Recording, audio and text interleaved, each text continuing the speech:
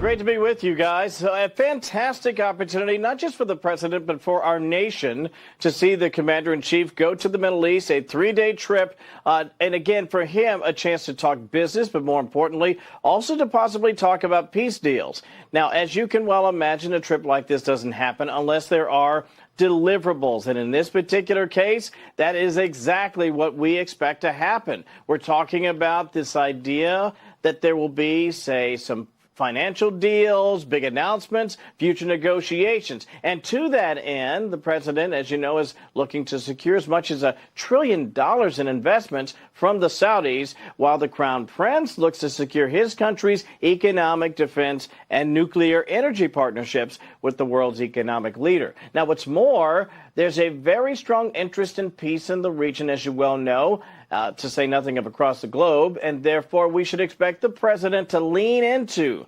talks to tamp down fighting in places like, I don't know, Pakistan and India, Israel and Gaza, even Ukraine and Russia. Trump is walking into the Middle East, in my opinion, like a wartime CEO. I've said this before multiple times. He speaks the language of the Middle East. So it's about oil, it's about security, and it's about aligning the Arab world, in my opinion, closer to the U.S. to counter Iran and China. And I think he's going to roll that out like the absolute leader that he is, and it's something that Biden couldn't touch.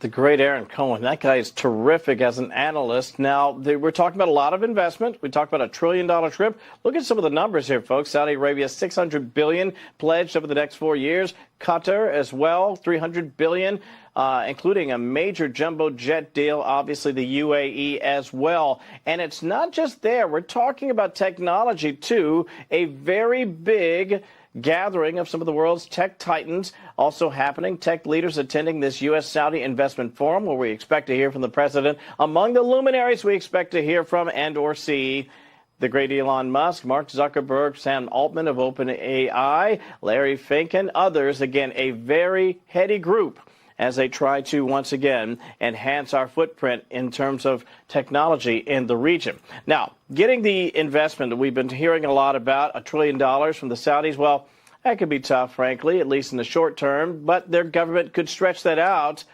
over several years, maybe as far as a decade. But if people are betting against the president on getting that happening, I'd say they're probably crazy. He seems to be pretty good at this, guys.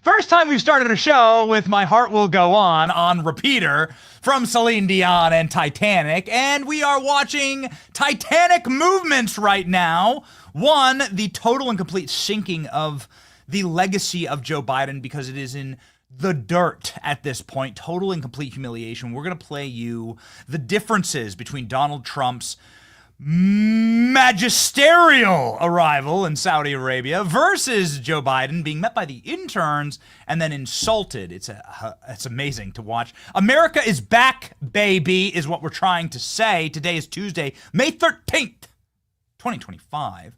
Donald Trump is live in Saudi Arabia right now. Now, I haven't missed anything. He's like literally the other side of the world. Right now, President Trump is on his way to a speech, and we're going to be taking that speech live. President Trump has barely said a single word to the cameras, but there's been a lot of symbolism that has happened, and you can clearly tell that American magisterial might and power is freaking back, and it's awesome to see. We're going to take Trump's speech live. When he does speak, he's en route. We'll play you all of that, and then also great economic news today. Not only has Saudi Arabia announced $1 trillion in investment in America, but also inflation numbers have collapsed. Grocery prices have collapsed. Today is a big economic reporting day for the government bureau that reports such figures. And ladies and gentlemen, there is hysteria on the left over President Trump winning. Boy, we have a slam-packed show today. Congresswoman Marjorie Taylor Greene will be joining us. She had technical difficulties yesterday, so she's going to be on later in the second hour. Senator Eric Schmidt, one of the all-time favorites. What a complete brawler and boss. He's going to be on talking about some major corruption deals that are happening inside of the federal government. He's been exposing them. And Erica Donalds, soon to be First Lady of the state of Florida, will be joining this program as well. My name is Benny Johnson, and this is The Benny Show. Donald Trump is landing trillion-dollar deals. We'll show you that live. You should land economic security as well on my friends at American Financing and help you do just that. Debt doesn't just show up one day. It compounds little by little over time. And you look at your bills by the end of the day, and you're like, holy guacamole. Right? We got some major problems here. People are crippled by credit card debt. It's something that cripples you for a long time, but homeowners can get out of it with my friends at American Financing. They're saving homeowners on an average of $800 per month. No judgment, no pressure, just real solutions and putting you back in charge. Imagine breathing again, sleeping again, and knowing that the future is yours to shape. It starts with just one call. It takes 10 minutes to get started. No upfront fees. You can lock it in today. Call American Financing today at 888-528-1219. Their finance, salary-based consultants are ready to listen and ready to help take back your peace of mind with American Financing. 888-528-1219. AmericanFinancing.net/Benny. All right, ladies and gentlemen, massive financing today. We are ready to freaking rock. The differences are absolutely wild between what's happened with the Joe Biden and Donald Trump arrivals in Saudi Arabia. Okay, so I want to begin by saying our friend, Dan Scavino, who doesn't do any interviews, right? Dan Scavino never does interviews. We keep asking him, he doesn't. He's the voice of the president online and digitally. Played this morning. It's so freaking awesome. These are Saudi jets that are flanking Air Force One as Air Force One enters Saudi airspace. As soon as the Air Force One enters Saudi airspace, these kick-ass jets that we sold them, but either way are flown by Saudi pilots, lock in, and then look at that. It's like a Top Gun movie. You can see the pilot, you can see the Saudi pilot saluting Trump. That's how much respect there is for Trump. How cool is that? This is footage of Dan Scavino filming this from his phone out the window of Air Force One. How cool is this? And then, man, Donald Trump getting an absolute powerful arrival. And I want to begin by establishing a couple things. Do we have these Biden clips loaded? Because I want to talk through this, okay? So if not, then the ALX, grab me those Biden, kick them on over. I just need Biden's walking off the plane and then the MBS greeting. So when Biden showed up, of course, the Saudis decided to do something that we've never seen before, actually. They decided to disrespect America. Now, I'm not for that, right? I'm one of those guys who's just like, listen, it's my country, and regardless of who's in charge, you got to respect this place. But you got to look at it from the greater overall perspective. It's like the Saudis knew that Biden wasn't legitimate. That's the way that I look at it. It's almost less about America, and it's more about the person, Joe Biden. The person, Joe Biden, had attacked the leader of Saudi Arabia, the crown prince of Saudi Arabia. His name's Mohammed bin Salman. And I'm not going to get into that, by the way. I'm never going to portend to be like, this is a foreign policy show, right? I'm going to name all the regions of Ukraine. I'm so smart. I don't care. I care about my kids in this country. I only have one passport, and it's to America. I'm going to live and die in this country, and hopefully my kids will live in the same town where my grave is as I plan on doing with my parents. It's this is my land. This is my country. We are a people. We're not an economic zone. And so I just care about America. So some people are going to be like, that's Saudi Arabia. The leader, he did all these bad things. Well, yeah, leaders do bad things day and night all across the world. I mean, it's again, I don't want to fund it. All right. I'm not being asked. I'm not the cleric of Saudi Arabia. It's not my deal, okay? This is my country. There's plenty of problems here for me to deal with. But Joe Biden kept meddling, right? And kept snipping. And the left, obviously, lost their minds on Saudi Arabia and did everything they could to undermine and undergird the American partnership there. So it's bad. I mean, that's just bad policy writ large. And overall, I think over all of that, I don't think they thought that Biden was legitimate. I think they thought that Biden stole the election from Trump. You don't know, you want to know what's up? That's what I think. And, we've said that on the show. And I think that world leaders disrespected Joe Biden for two reasons. One, because Joe Biden crapped his pants at Buckingham Palace. Absolute matter of fact. I have that in writing. We have the documents. We have the reports. According to the freaking Queen of England, Joe Biden let out a long, loud, wet fart in Buckingham Palace. It's been reported, okay? It's like, don't be upset. It's like, that's just what happened. Joe Biden crapped his pants. Marjorie Taylor Greene actually came on this program and told us that. we looked through the reports, and the rumor mill in England, the tabloids in England, picked it all up. Anyway, the point is that one, they didn't respect Joe Biden because he was a feeble, frail, embarrassing, cognitively broken leader who out this morning is Jake Tapper.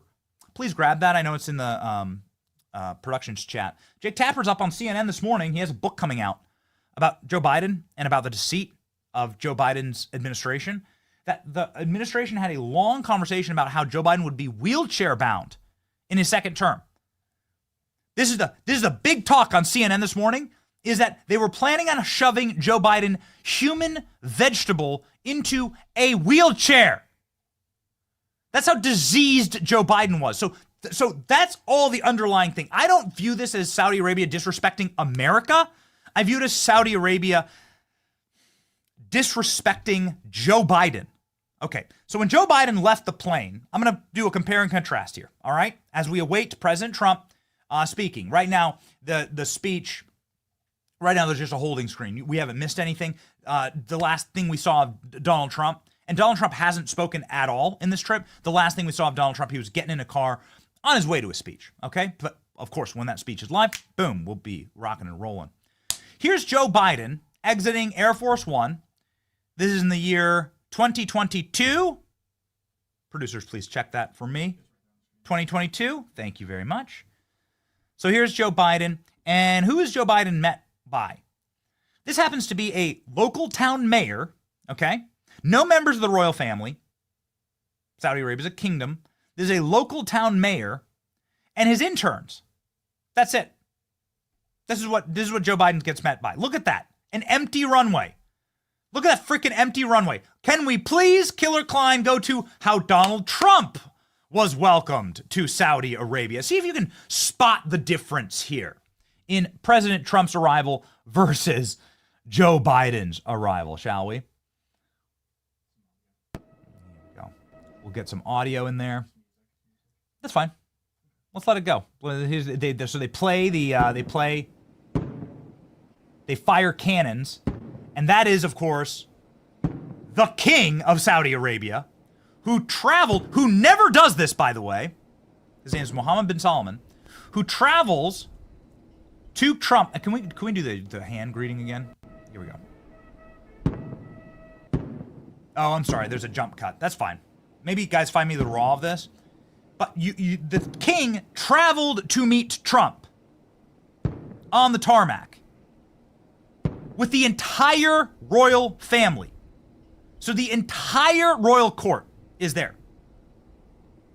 There's probably 10,000 people currently on the tarmac greeting Trump. Please get me the raw of this. I don't want the Daily Mail spliced up version. Producers, grab it, lock it, load it.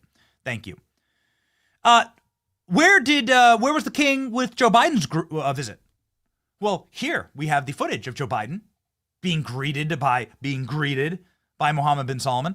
Joe Biden had to travel an hour into Riyadh in his motorcade to greet Mohammed bin Salman via fist bump.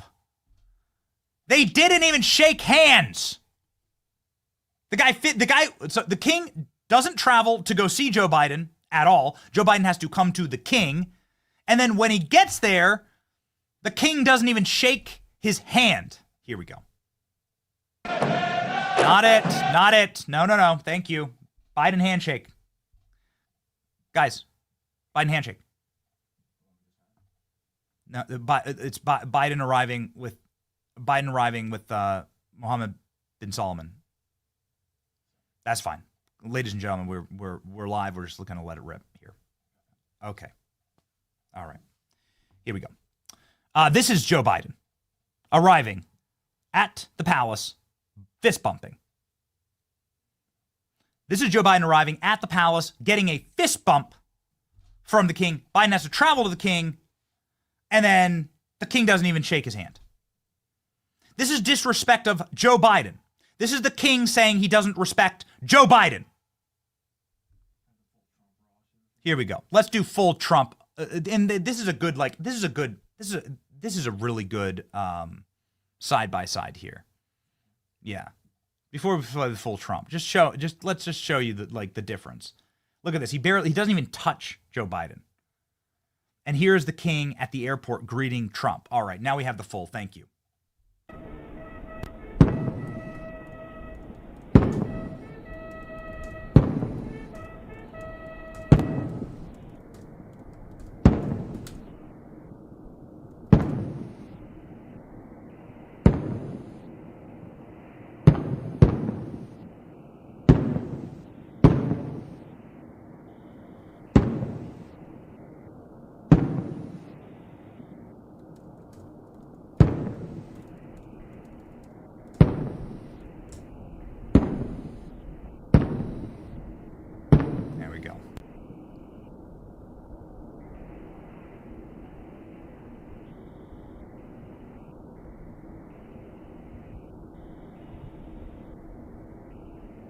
So you can spot the difference here, ladies and gentlemen. Donald Trump getting a very special motorcade into the palace in Saudi Arabia, the horse motorcade. Never seen anything like it. Hope we see it again. So here's the horse motorcade with Saudi soldiers holding American flags.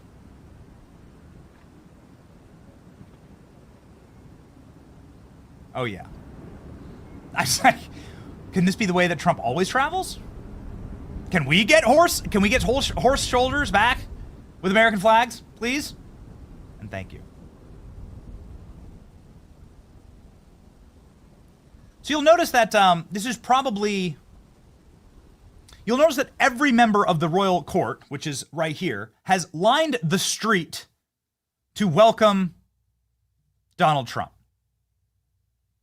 Just ever so slight difference in the way that President Trump is treated versus Joe Biden. It's freaking epic. Freaking epic video. All right.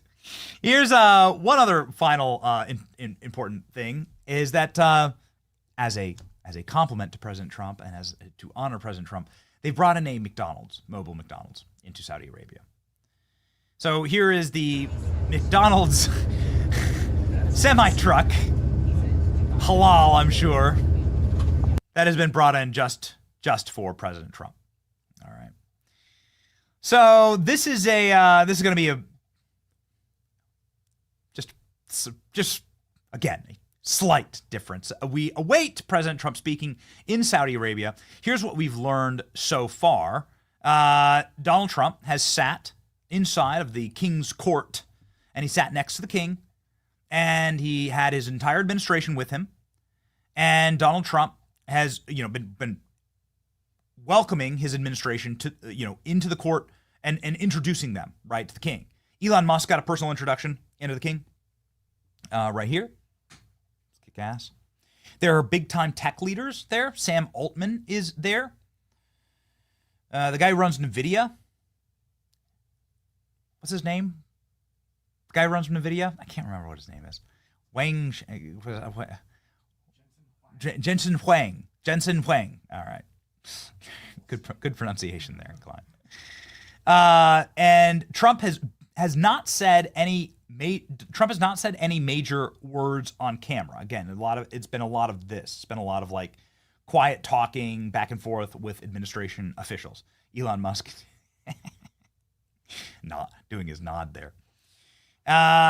Donald Trump, though, the biggest leaders are here. A couple of takeaways from President Trump, looking to the camera and saying just like a sentence here or there. Here we go. As you know, we have the biggest business leaders in the world here tonight, and they're going to walk away with a lot of checks for a lot of things that you're going to provide. And in the United States, it's probably 2 million jobs that we're talking about this visit.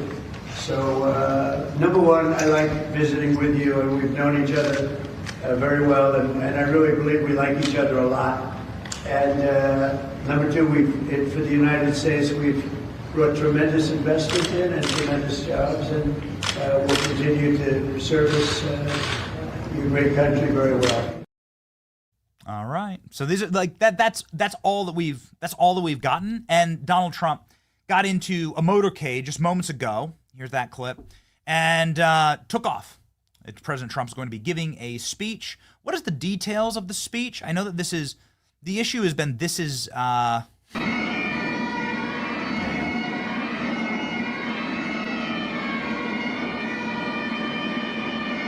bagpipes? I don't know. This is Donald Trump walking in to his motorcade. This just happened seconds ago. And President Trump now is on his way to a very big speech in Saudi Arabia. This is on his schedule. It's called it's an investment forum. President Trump all smiles, and quite a difference. Quite a difference.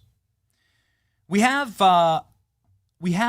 this pretty remarkable moment where America is clearly respected on the world stage again, and where the powers of the globe are sort of bending the knee to American dominance. You saw this happen in the trade deal yesterday with China.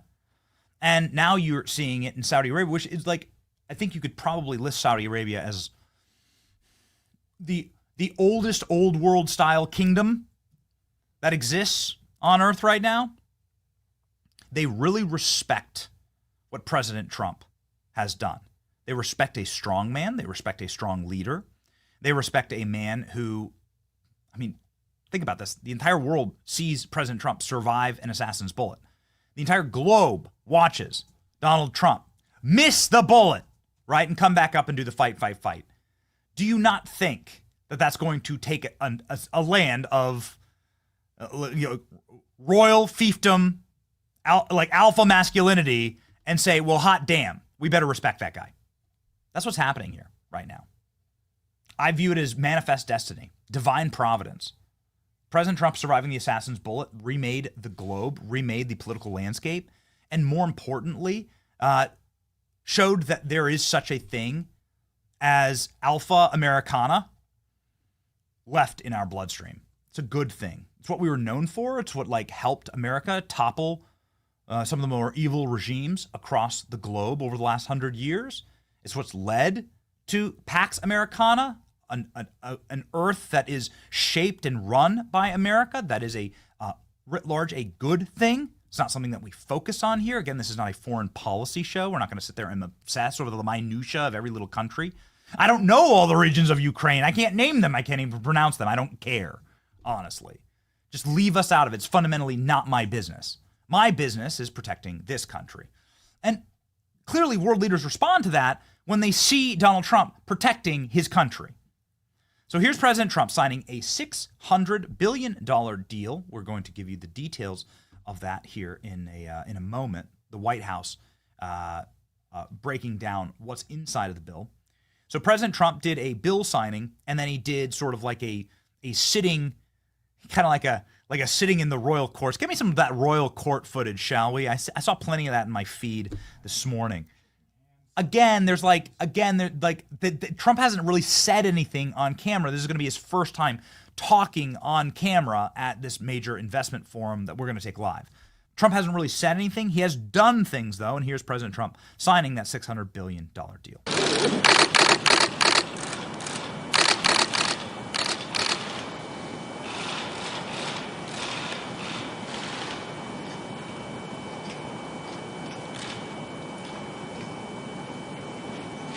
So what is in the deal?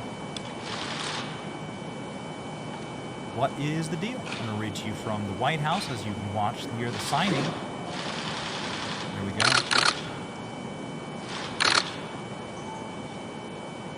President Trump secures historic $600 billion investment commitment from Saudi Arabia.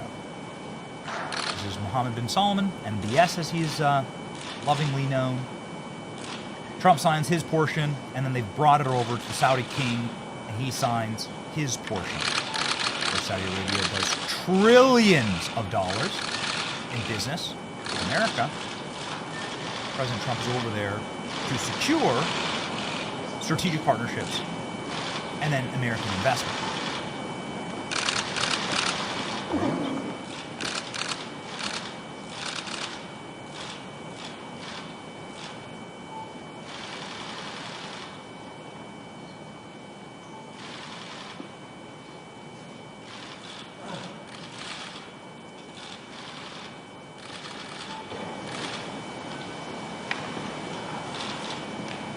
Now that's Trump's cabinet. So Trump's brought his cabinet. You can see some. All right.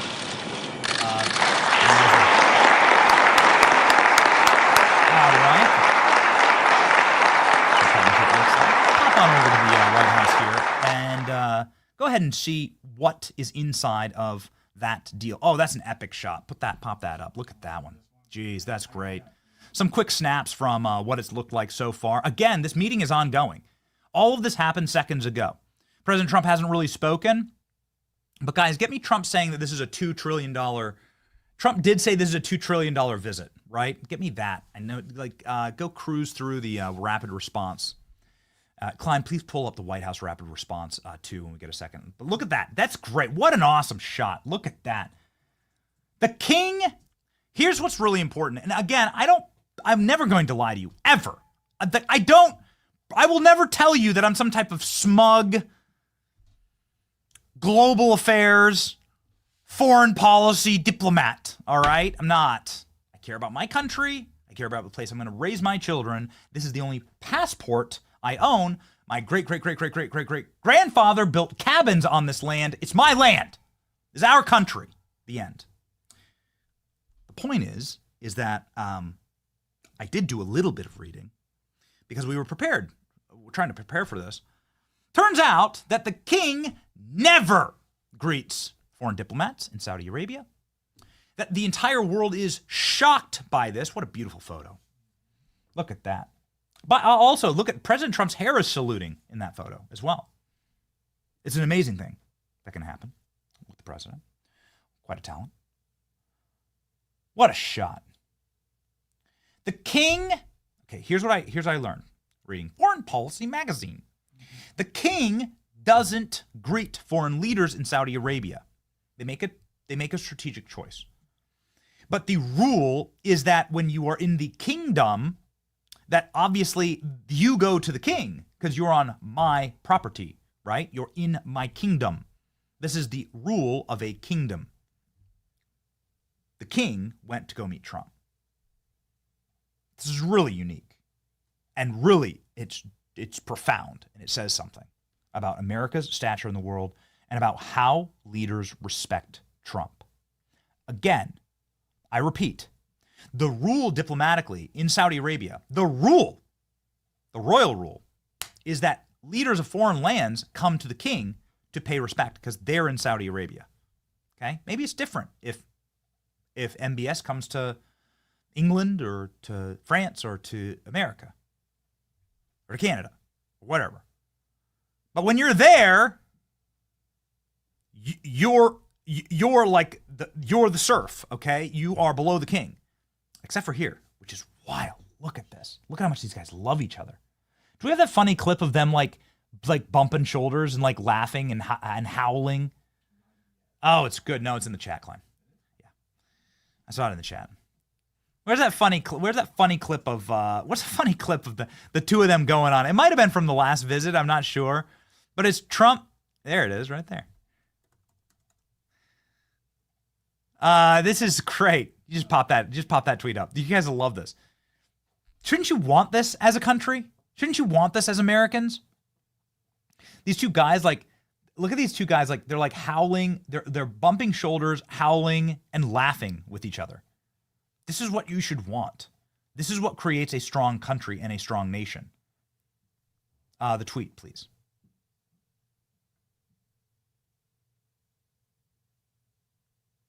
There you go. He's having just a great time. They're having just a great time. We have another angle of Trump's arrival. It's pretty impressive here. It shows like the full military regalia. This right here. This is how Donald Trump was greeted with the Star Spangled Banner when he arrived. This is President Trump. He gets out of his vehicle. He gets that kick-ass horse escort with all Saudi horsemen holding the American flags. And then they arrive here, and Donald Trump gets the Star Spangled Banner played for him. Let's listen. There he is with the king. The entire Saudi royal court is there. The entire court.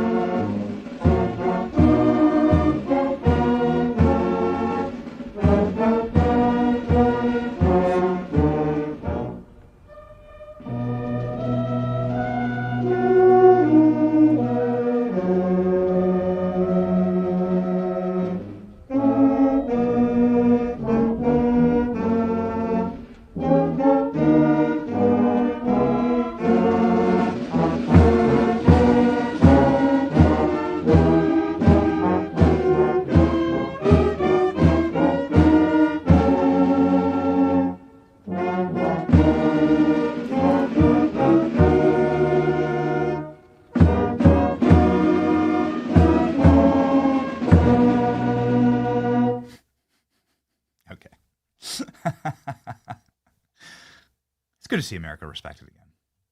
We are rocking, ladies and gentlemen, and rolling. We have a couple more like little snippets of what's happened with President Trump here in Saudi Arabia. And oh yeah, okay. That's the bro moment I was thinking of.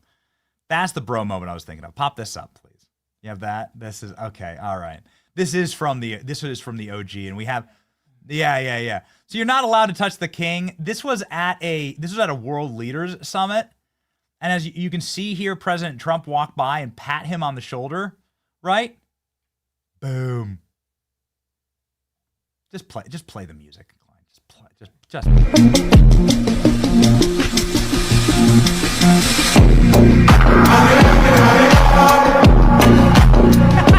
And he's laughing. You can see him smiling. He loves it. You're not allowed to touch the king. The two are great. I mean, it's great. It's great. This is such a good.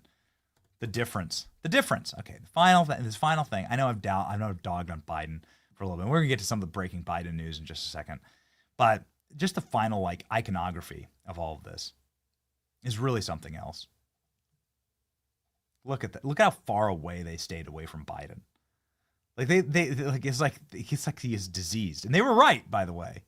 They were right. Okay. Some of the breaking news. Let's go through this rapid response because this is the direct White House feed, so to speak, of like what's going on, inside of these meetings, right? More than we can assess ourselves from just the videos. Okay, so starting here, Donald Trump has departed the royal court following the official state visit from MBS. Trump now heads to the International Conference Center for U.S.-Saudi Investment Forum, where he will be speaking live for the first time. Unless we have, do we have that clip of Trump saying there's a $2 trillion visit? I'm not sure if that was the correct thing.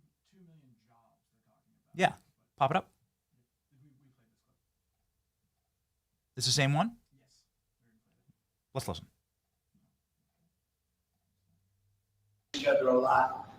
And number two, for the United States, we've brought tremendous investment in and tremendous jobs, and we'll continue to service your great country very well. As you know, we have the biggest business leaders in the world here today, and they're going to walk away with a lot of checks for a lot of things that you're going to provide. And in the United States, it's probably 2 million jobs that we're talking about this visit.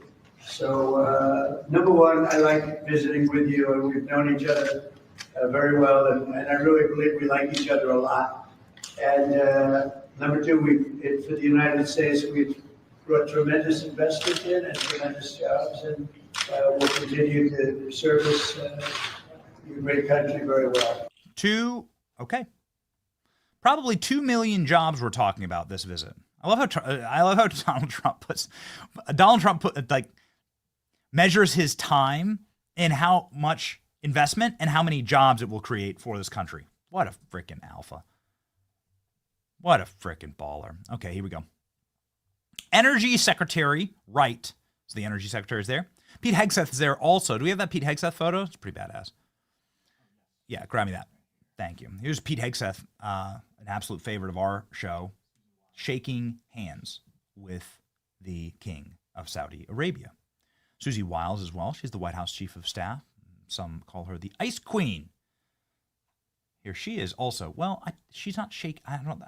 Did she shake hands? I'm not sure. Are they allowed to shake hands of women? I don't know. That I don't know. I'm not sitting here pretending to be some type of foreign policy expert. I don't know. But anyway, it looks like a very cordial greeting. That's the point. Energy Secretary accepts memo of understanding between U.S. Ministry of Energy and the Kingdom of Saudi Arabia and U.S. Department of Energy in cooperation with the field of energy. So then this is what they do. This is what we've missed, right? Is these sort of like palace royal court back and forth with the various heads of their governments, right? So here you have the heads of energy. This is Secretary Wright. Yeah, there's no audio with this. And a lot of the stuff, as we've been watching this feed, a lot of the stuff is like quiet whispering, which is what's considered respectful inside of the court, this court. Very little has been said to the media. But yeah, this is the formalities that you get. Secretary of Defense accepts a letter of intent between the Ministry of Defense of Saudi Arabia and the U.S. Department of Defense regarding the modernization and development of the capabilities of the Saudi armed forces. What I like about this shot is you can see here, you see Marco Rubio's there. Scott Bessent is there. Secretary of Treasury, Secretary of State, respectively. You know that. Howard Lutnick is there. Secretary of Energy Wright is there. And then there's Susie Wiles sitting right there. I'm not sure who else is in the delegation. I think ALX had a list. Mm-hmm. Yeah. So we're getting a full list. I saw Sam Altman there. He's the head of ChatGPT. That was kind of interesting. So yeah, all right. They've misspelled Elon's name. Got it. All right. Stephen Schwarzman, CEO of Blackstone. Larry Fink, Blackstone. Jenny Johnson.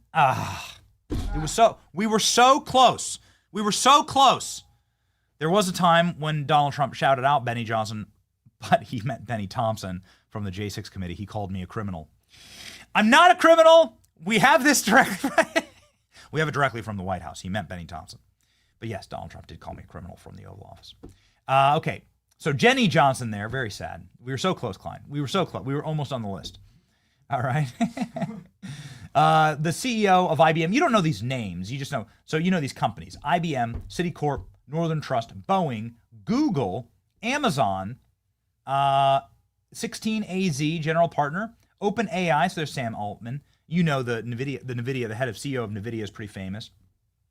Jensen Huang. Alex Karp, he's Palantir. And then you have Baker Hughes, Halliburton, Schlumberger. Okay, now it's starting to get into like, obviously things. So you have like ex-Uber founder. Okay, that's very interesting. Right? And then a bunch of... Really, Fortnite. Okay. Northrop Grumman, Coca-Cola. You know some of these, obviously. Uber Technologies.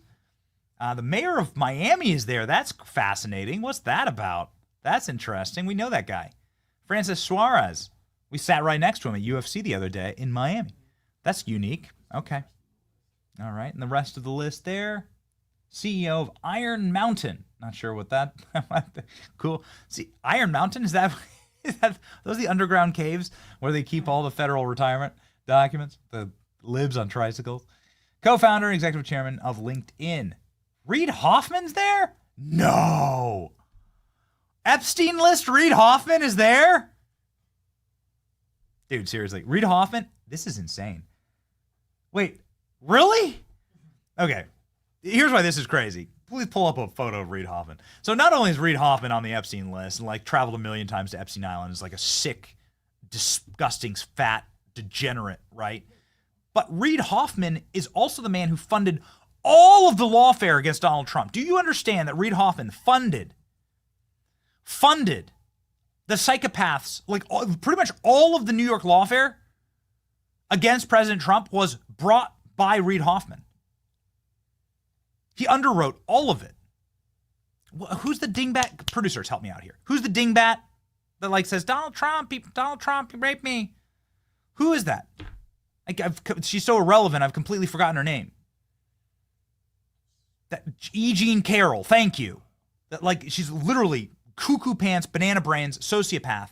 E. Jean Carroll. Get me that. Reid Hoffman funded her entire lawsuit against Donald Trump. What's going on here? This is fascinating. This is like the biggest. This guy's such a slob. Reid Hoffman is on camera saying he wished that Trump died in the assassination in Butler. He's on camera saying that. He said it to Peter Thiel. There's articles about this. You guys can grab a couple of them. But yeah, this is blowing my mind. The magnanimity of President Trump right now is incredible. Every person that we have on the show that's like inside of the orbit, heads of government agencies and members of the Trump administration, they come on the show and they tell us something, which is wild. They tell us the same thing that Dana White told us the other day backstage. That Donald Trump is in this like mood where he is world conquering, where it is about like bringing into the fold, bringing under his umbrella of influence, his greatest enemies. And that's why you've seen like the Bill Maher dinner at the White House. Bill Maher, who's done a 180 on President Trump, did a slobbering love letter to President Trump after he visited Trump at the White House. You won't find, not even Reid Hoffman, you won't find anybody with a bigger platform that was more of a Trump deranged sociopath. It's like President Trump is taking all of the, remember in a war, you can't just win a war by fighting with your own side. You have to win a war by deteriorating and destroying the weapons of the enemy. That's how you ultimately win. If you just fight with the same weapons, if both teams are just fighting with the same weapons, you'll end in a stalemate. It'll be World War I. You have to take from the enemy, take resources from the enemy, steal their weapons, steal their energy, steal their power. Is this what President Trump is doing? Look at some of these articles. Reid Hoffman funded E. Jean Carroll's lawsuit against Trump. Reid Hoffman is a man who has openly quipped that he wanted to kill Trump. LinkedIn founder clarifies quip, wishing he'd made Trump a martyr. This man is traveling with Trump on Air Force One? Guys, this is insane levels of magnanimity, I suppose. If you just want to call it, you want to call it something, call it that. Thank you to our producers for like getting all this very quickly. I wasn't planning on seeing this. Guys, I think that I would be less shocked if I saw Bill Clinton on the manifest. I'd be less shocked if I saw Barack Obama on the manifest. You remember Trump, Obama? Chatting it up, broing it up, laughing. Can you get me that VO? Can you get me the AI lip sync of what they were saying? I know it'll take a second to find it, but it's just too good. It's like this insight into who President Trump is behind the scenes. Bill Maher did an entire monologue about all of it. The same thing. Bill Maher's monologue was like, I love Trump. I hate the media image of Trump. What the media turned Trump into, I hate that. And then I met Trump and I love him. That's Bill Maher's entire monologue distilled. He's like, Trump asked me questions about policy. He was so nice to me. He gave me a tour. Bill Maher goes, I've given tens of millions of dollars to Democrats, and I've never gotten a tour of the White House. Donald Trump, the man who I've spent the last decade trying to destroy him, gave me a tour of the White House. It's incredible. You can see the value here. Sam Altman is also there in the group. Sam Altman, according to multiple reports and some braggadocious tweets, Sam Altman donated a fortune to stop President Trump from winning in 2020, to steal the election. Sam Altman is a really smart guy. People call him Scam Altman because he scammed Elon Musk out of a lot of money. But anyway, it's wild. Look at this. Reid Hoffman, this is from Cernovich. This is the one that we have up, if you don't mind. And hey, guys, I want the lip reader, please. I want the AI lip reader. Thank you. Okay, we're going to have to go back and find it. I know we've covered it a million times, but I need the actual lip reading because there's an AI. They went through, speaking of Sam Altman, they went through and they mapped the lips of Donald Trump and Barack Obama, and they were able to replace their voices with AI, and you're able to hear what Trump is saying to Obama. I'm telling you, as a matter of fact and principle, I would be less shocked if the manifest said Barack Hussein Obama. Maybe there's probably plenty of Husseins in Saudi Arabia. There's reason for me to be less shocked about that than there is this. Reid Hoffman said, "I wish I had made Trump an actual martyr." Meaning, Reid Hoffman is a man who was trying to kill Trump. Reid Hoffman funded lawsuits against Fox News. These Smartmatic and Dominion lawsuits were funded by Reid Hoffman. Fox News had to pay hundreds of millions of dollars because of Reid Hoffman attempting to destroy. Here's a scalp. You want to know what a scumbag this guy is? What a piece of garbage he is? And here's Reid Hoffman funding E. Jean Carroll. Sorry, I'm just going to... Just give me one more minute on this, okay? And then I'll stop. Jeez. Reid Hoffman destroyed Tucker Carlson's career. The lawsuit against Fox News got all of Tucker's texts and emails and stuff. That went into discovery. Then that gets leaked to the New York Times. And Tucker Carlson, like anybody, is just like talking smack about anybody and everyone, including people, his bosses at Fox. That gets leaked to the New York Times. That gets Tucker fired. Reid Hoffman was responsible for that lawsuit. LinkedIn co-founder Reid Hoffman considering leaving U.S. after Trump victory. This is how effed this guy knew he was. He was also on the Epstein list. Here's Elon Musk talking about Reid Hoffman to Tucker Carlson, the guy who Reid Hoffman, in part, I think, got fired. I'm not sure we could say it like it's one for one, but the lawsuits that Reid Hoffman funded were directly responsible for many of our friends and many of the people that we know and loved, Bongino's one of them too, getting fired from Fox. This guy is like he's the not only the opposite of a President Trump friend, he's a true blackened enemy of Donald Trump. And now he's with Trump in Saudi Arabia, flying no doubt on Air Force One with Trump in Saudi Arabia. What meetings are happening there? This is crazy. This blows the Bill Maher thing out of the water. I can't believe this. Elon Musk on how evil Reid Hoffman is and why Reid Hoffman should be in jail for what he did on Epstein's Island. Part of why Kamala is getting so much support is that if Trump wins, that Epstein client list is going to become public. Yes. And some of those billionaires behind Kamala are terrified of that outcome. Yeah. Do you think Reid Hoffman's uncomfortable? Yes. Yeah. And Gates. And Gates. Yeah. Yeah. And I only ask that because you just look at them and you're like, that's a nervous person right there. I don't know. I mean, I assume you know them. Yeah. Yes. Reid Hoffman was my vice president of business development at PayPal. Yeah. 24 years ago. Does he seem nervous to you? Yeah, I mean, he's terrified of a Trump victory. Because of the disclosure that would follow? I think he's certainly ideologically not aligned with Trump anyway, but I think he is concerned about the Epstein situation. Like the DOJ might actually move forward. There are a lot of videos, apparently.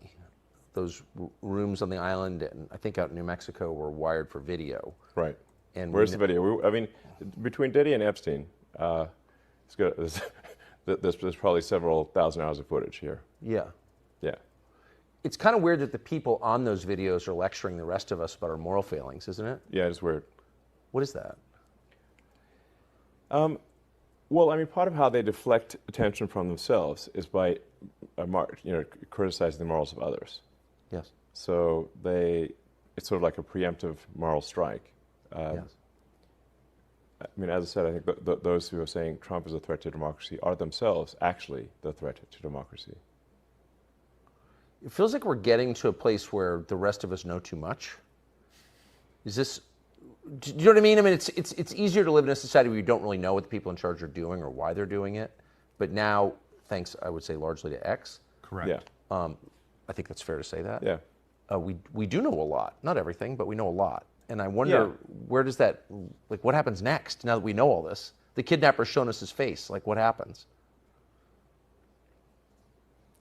Well, I think if Trump wins, we can do some house cleaning and shed light on things. Okay. So that's who Reid Hoffman was. Reid Hoffman's so evil and so degenerate. Clearly, Tucker Carlson knew that it was Reid Hoffman funding the lawsuits against Fox News. That's why he's asking those questions and like digging down into who this man really is. And they're both talking about, well, how scared he is that all the videos will be released of Epstein Island. Maybe that's why Reid Hoffman is on this plane. Either way, I am obviously stunned that it's Reid Hoffman on that plane. Like, wait, good for you. Good for you. Okay, as promised, here's President Trump lip reading with Barack Obama. This is wild. This shows you sort of the attitude. Again, some of it's been live on the show, some of it's been behind the scenes. But we speak with Trump cabinet secretaries and officials, and the world's gotten really small, I mean, quite frankly, around here. And people who just know President Trump personally. And I don't pretend to tell you that I'm like Donald Trump's best friend. I don't have his cell phone number, okay? Some people do. But we do talk to those people, and what they all tell us is that Donald Trump is in a empire-building mode. That's an exact production of words that were described to us by one of Trump's closest friends. Let's just call it that. Somebody who's literally bros with Donald Trump. Empire building mode means taking from your enemy and making your enemy's greatest weapons yours and then using them against them. Like a Bill Maher. Like maybe a Reid Hoffman. Elon Musk was a big-time Barack Obama guy. Elon Musk loved Obama. He says he voted for Obama. He supported Obama. He's the richest man in the world. So that list on the road, that list of people that are traveling to Saudi Arabia right now, it's wild. And like take that and understand that what like Donald Trump is doing is reinforcing and destroying his true enemy. Because his true enemy, the deep state, uses people like Obama and Reid Hoffman and Elon Musk and foreign powers. They use them in order to kill Donald Trump. They can kill him through impeachments. They can kill him through listening in on his phone calls with Ukraine. They can kill him, obviously, from the inside. They can kill him from the outside. The more weapons you take away from them, the more power you delete and deplete from them. Like Sam Altman's on the list. Can you give me that Sam Altman tweet, ALX? I know you got it because I know Elon's put it up a couple times. Where Sam Altman's bragging about how much money he paid to stop Donald Trump in 2020. And you know what that means, right? To stop Trump, right? To install Joe Biden illegitimately. Anyway, it's crazy. That list includes a number of people who are Donald Trump's arch enemies that are flying on Air Force One with Trump to Saudi Arabia. And we'll be at these big dinners with him. We'll be at these big conferences with him. And man, it's just wild. Okay. Now, I'm sorry, I've talked over this clip. Enough. I will play this clip every chance I get. Donald Trump and Barack Obama, what did they say to each other at Jimmy Carter's funeral? It's worth watching because it's worth like understanding the dynamics at play here. Trump invites Obama golfing, right? That's like this is a vibe. This is aura. Go. Well, Mr. President, for a second time. Barack, very nice to see you. congratulations. How you doing? A lot better, Dad. Yeah, I bet. Knew you'd win. Oh, really? Oh, come on. Anyone could beat her. Kidding She's me? just... I was just as appalled. You know what happened? He just didn't want to leave. I know. Is what happened. I did what I could to help her. She was horrendous. I know. You know what I realized? Hillary still hates me. So much. I know. She'll never forget me.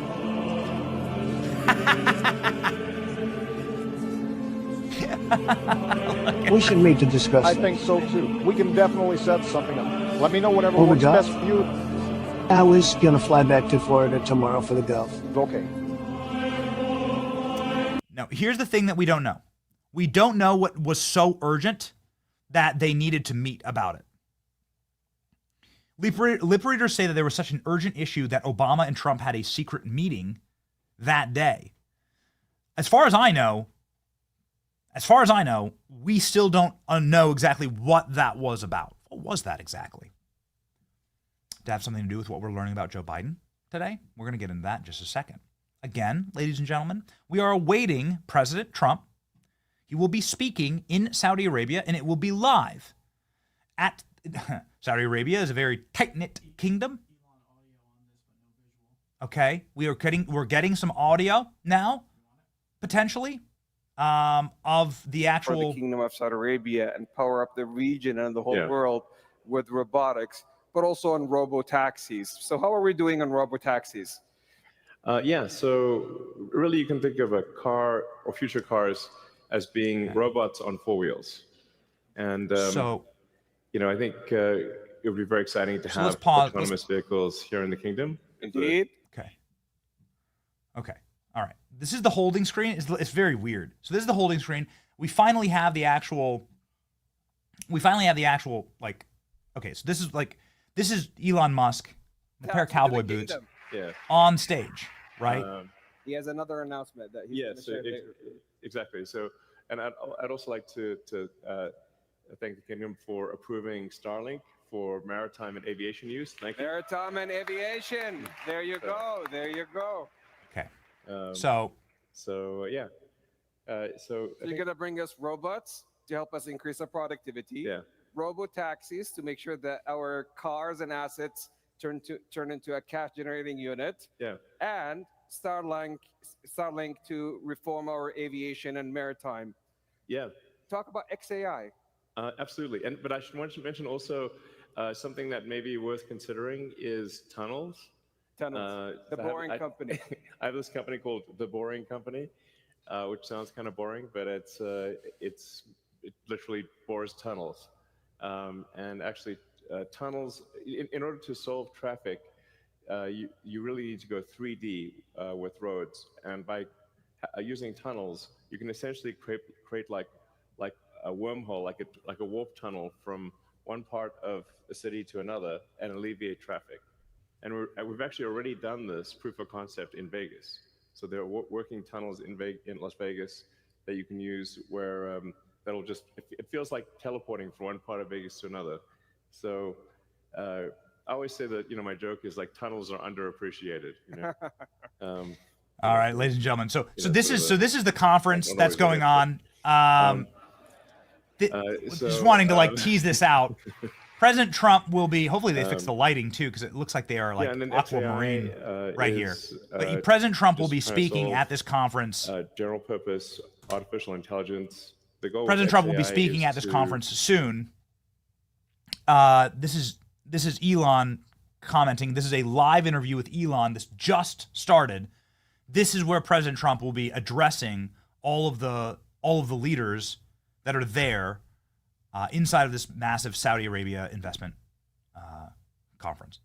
What is the let's use ChatGPT. What is the GDP of Saudi Arabia?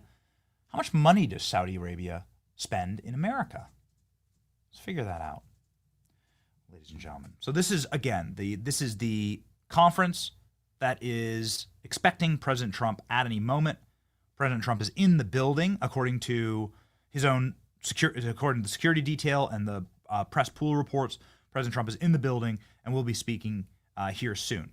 So the conference just kicked off. There was like a funny flag waving holding screen. And this is what's going down. 1.85 trillion is the GDP of Saudi Arabia. What's the trade partnership between America and Saudi Arabia? There we go. Now they finally got it fixed. That's a good one. All right. Now we finally got a crisp. I don't know what this funny little what is that feed? I don't know. There we go. That's nice. Okay. Fantastic. All right. Much better audio. Okay, now you can sort of see the vibe and the full. Yeah, let's take this for just a little bit. I love Elon. Let's listen to Partnership Elon. about how we could join hands together, as we have joined hands in the past 92 years, on building a factor-based economy to help the world and power up 20% of the energy mix, which is very critical today to the AI intelligence age, the digital age, and how we have reform, and with the intelligent age. And we could not be more appreciative of having a lifetime partner and a friend like you, Elon, to the kingdom. Thank you. Joining hands on XAI, Starlink, and robotics and Tesla. Thank you so much on behalf of the whole kingdom, and we look forward to continue the partnership. Thank you. All right. Thanks, everyone. Thank you. Thank you. All right. Okay, well,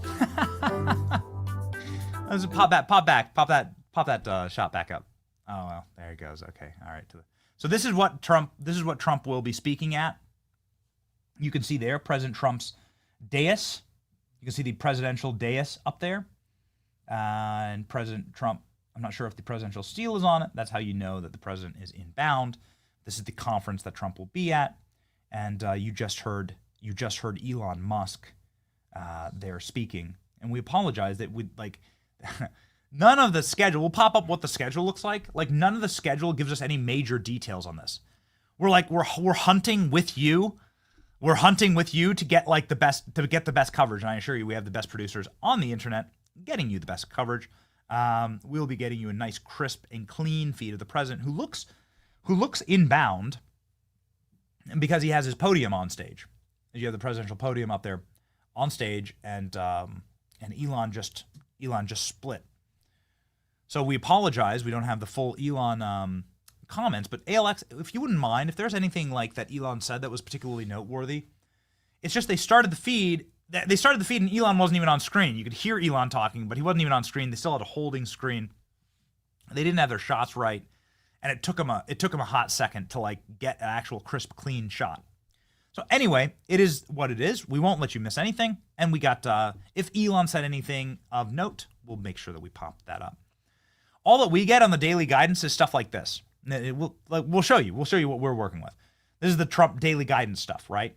The president participates in Saudi-U.S. investment forum. That's all we have, right?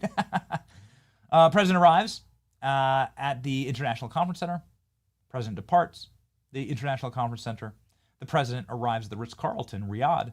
The president departs the Ritz-Carlton, Riyadh en route to a name I can't pronounce. The president arrives. The president participates in a Saudi state dinner. The president participates in a Saudi state dinner. We know what that means. We know what that means. We're going to get the Trump sword dance again. We're going to get the Trump, Trump sword dance. Let's go. This is what happened last time. It was so famous. This is like the famous clip. We will get more of this tonight.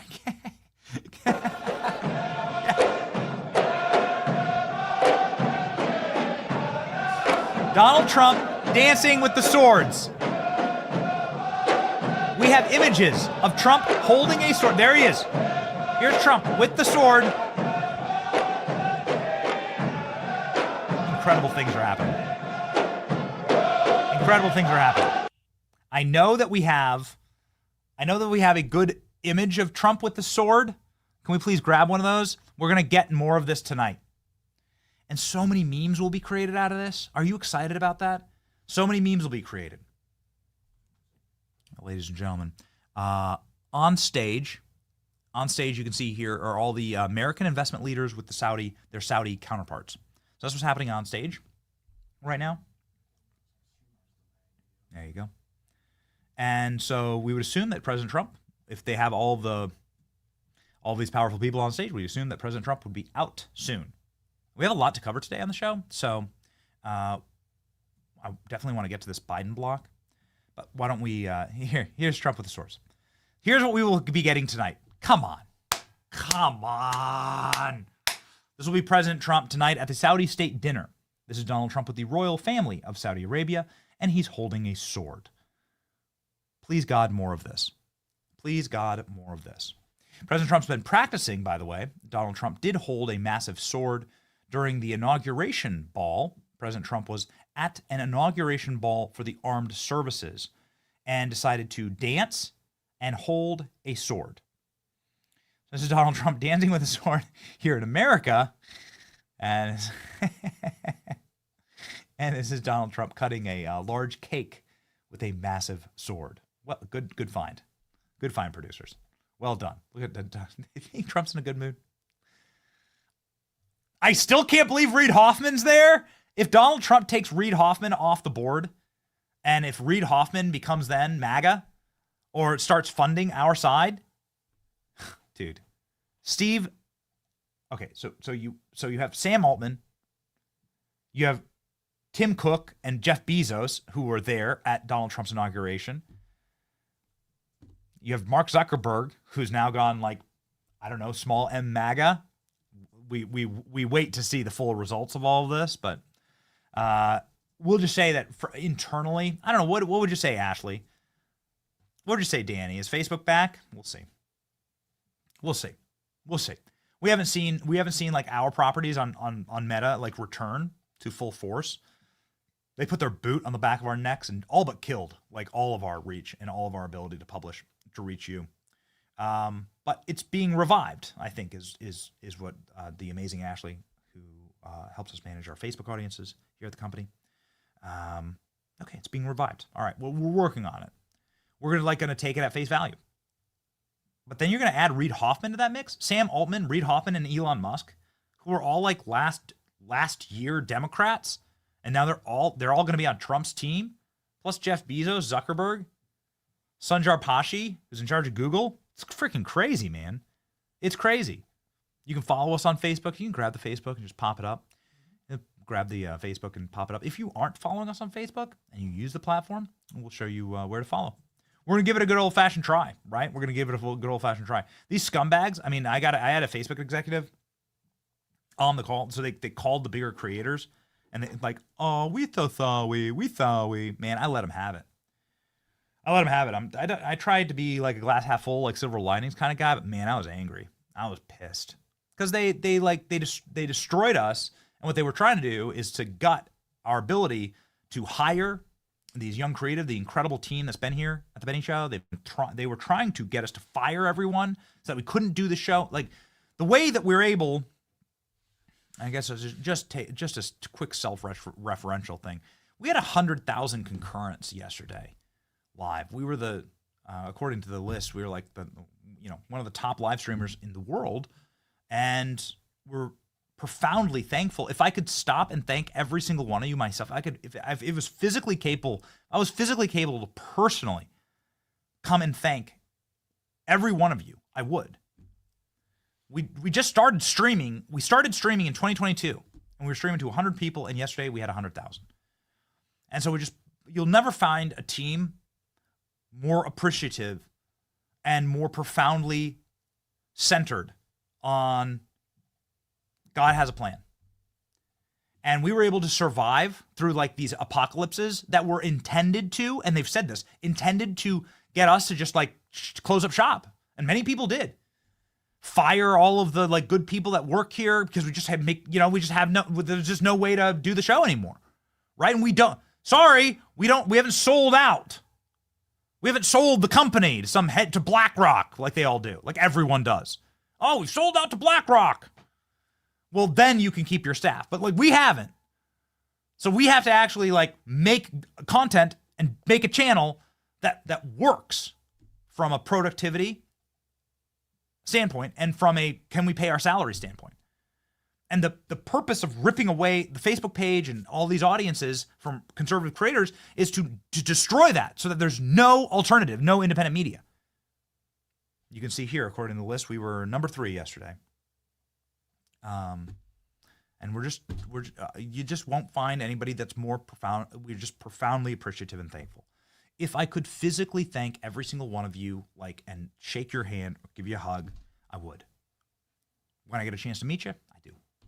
But anyway, we're just thankful for this. And what it drives home is that we're angry at Facebook because they tried to destroy this. We would have never been able to ramp up this way if we had gutted all of our staff, if we didn't have the internal fortitude and the know-how and the creative power to bulldoze through this and to build this kick-ass team that exists here. And so we just thank you for supporting us through it all. And here we are, all right? And we await President Trump's speech in moments now from Saudi Arabia, the first time that Donald Trump has spoken on camera. He's said a few comments, and that's it. He said a sentence here or there, never to the press, only on like a pool feed. So this will be Donald Trump's actual speech from Saudi Arabia before his sword dance. Okay. All right, ladies and gentlemen. Moving along to Joe Biden and why Joe Biden was so flatly and roundly disrespected in Saudi Arabia, because they, well, again, as we covered at the top of the show, they didn't think that Joe Biden was legitimate. They didn't think that he was a legitimate president. They didn't greet him at the airport. They sent interns to go get him at the airport, to send a local mayor to go to the airport and say hello to him. And now it's coming out exactly how bad things were. We didn't know how bad things had gotten. And my heavens. Do you know they were planning on putting Joe Biden in a wheelchair? That's how bad it was? Goodness gracious. Before we get into that, and before we get to President Trump's speech, oh, that's awesome. Let's go. Hold on. Something awesome's happening. Look at that. Yes. The alpha arrival of Donald Trump. This is live. Sorry, ladies and gentlemen. Just got to take it. This is live. This is the magisterial arrival of President Trump at the event. So cool. Thank you for having this up. You should see Killer Klein's setup. I'll post it later today. Like a wall of screens. And there it is. We have every possible feed, every conceivable feed up to make sure that you get brought along with us on these events and at these moments. We want you to live there. Here it is. Do we have any sound on this? There's no sound? Okay. There's no microphones here, so we're not missing any. You're not missing any music or anything. It's just the shot of Donald Trump. Let's go big.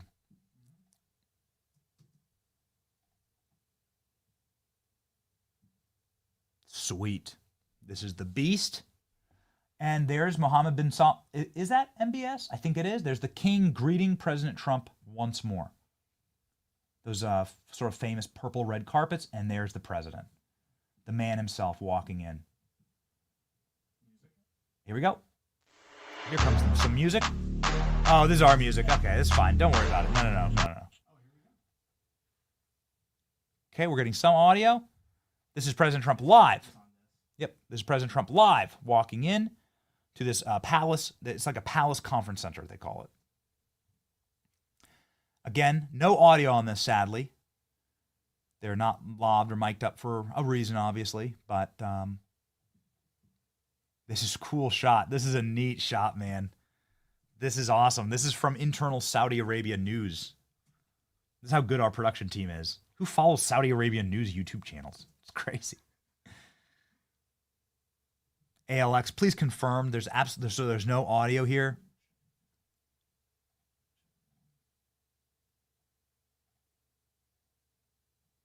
Nothing? No. Okay.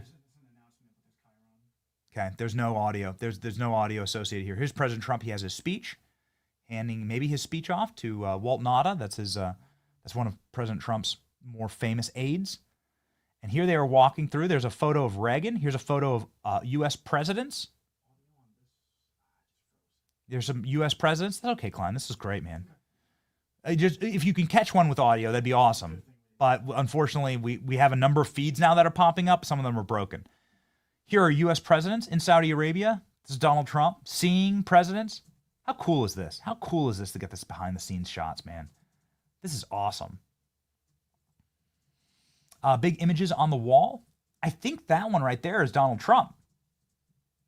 Big photo of Trump on the wall. And they know how to do it, man.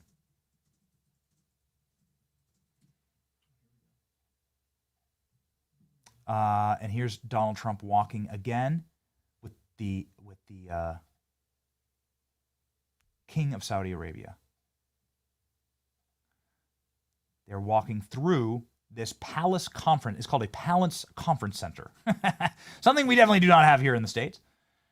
And this is Donald Trump walking with the king through the palace, through the palace conference center. And they're taking a couple of pausing. They're pausing for a few moments to check out some what looks like maybe some new investment opportunities. This is called the Saudi Investment Forum. They're pausing perhaps to check out some tech. We're not exactly sure. It looks like they're just looking at us in the box on the corner. Look, hey, hi, this is me. What's up? Give me a sword. Can I have a sword? Please. That's what they're looking at. They're chilling out. All right. Maybe we have some audio. Okay. Yeah. Oh, but on this now we picked up just a teeny bit of audio. You hear some white noise. The journey brings the distinguished leaders to the Prosperity Hall, a celebration of enterprise and partnership. Here we have Saudi and American companies stand side by side, showcasing opportunity and innovation.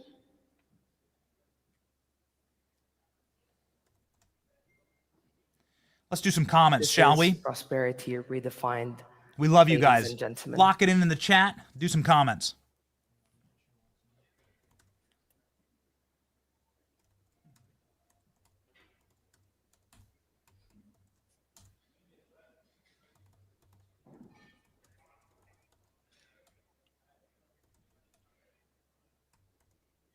We have His Excellency Yasser Mayan, the Governor of BIF, His Excellency Khalid Al-Faleh, Minister of Investment, and Engineer Amin Al-Nasser, CEO of Aramco.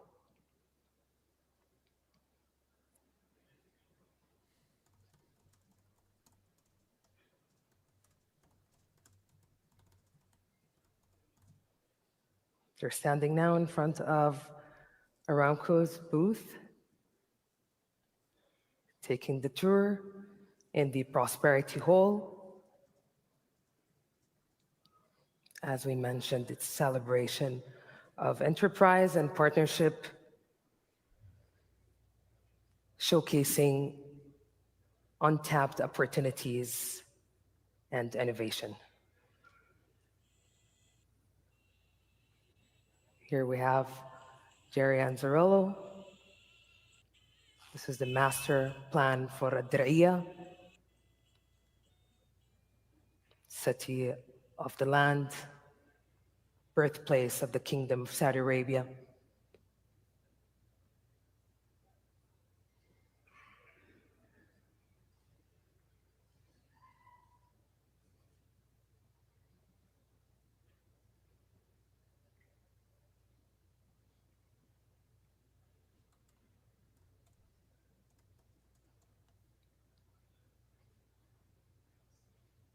It's kind of cool to like listen to the narration, right?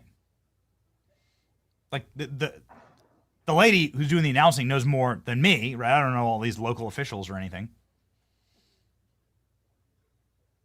It's pretty rad. Have you heard of The Line? Have you heard of The Line? It's called The Line. It's this big Saudi project to build this massive city in the desert. That's like glass, and it's in the shape of a line. Here, we always say, and Jerry always reiterates, there is only one Diriyah.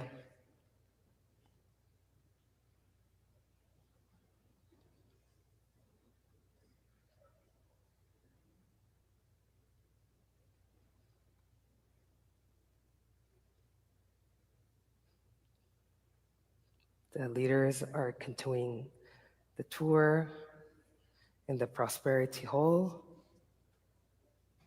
where prosperity is really defined, making their way to the plenary hall. And for that, we have here, I think that's the master plan for New Murabba project.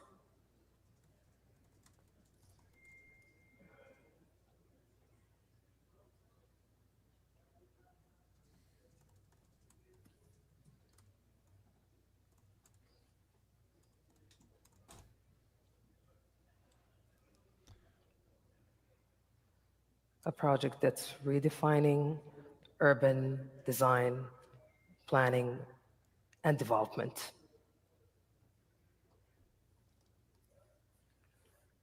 They should let me do the voiceovers on this stuff. It'd be way better. I'm not trying to pat ourselves on the back, but like we could totally do like a different. We could totally do. I think we do it in a more entertaining way.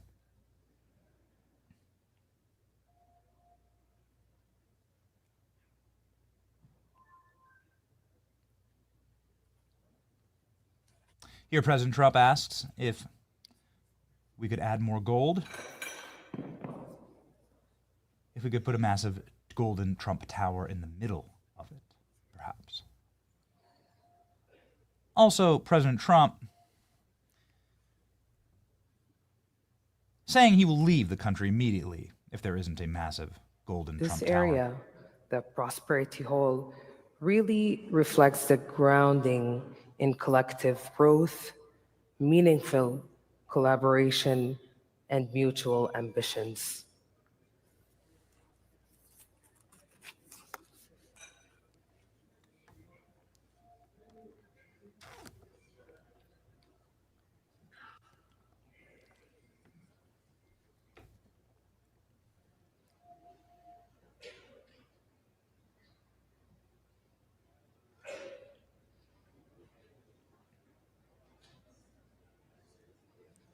Now they're taking a look at the Red Sea Global.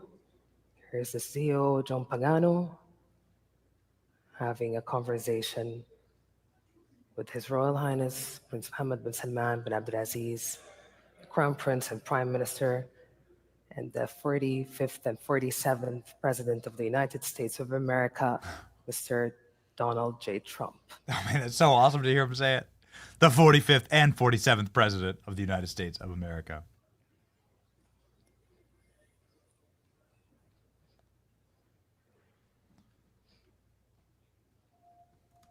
The Red Sea Global, redefining regenerative tourism locally, regionally, and globally.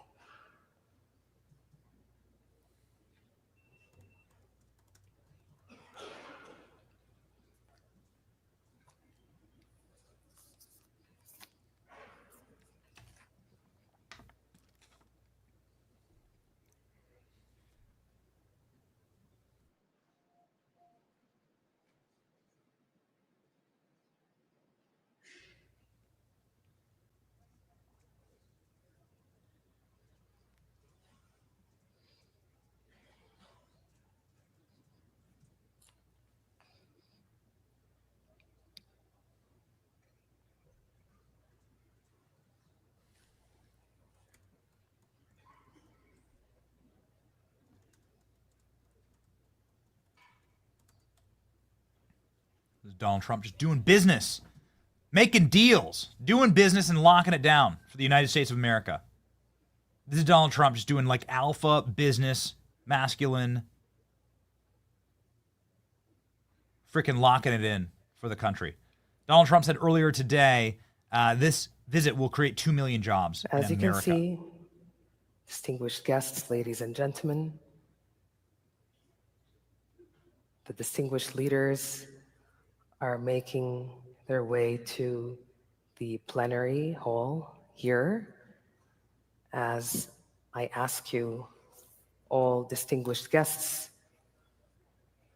to please rise for the entrance of His Royal Highness Prince Mohammed bin Salman bin Abdulaziz Al Saud, Crown Prince and Prime Minister, and the 45th and 47th President of the United States of America, Mr. Donald J. Trump. Thank you. Should we do some Trump as your president? Some music? Let's freaking do it. We'll add our own music. How about that? We got our own music. The future of MAGA is here. For Giotto Blow. This shit is Donald Trump is your president. 2024, we coming back. Joe Biden in the crowd taking naps. And his son Hunter doing crack. Call me what you want, but don't call me a Democrat. They want to put him in jail.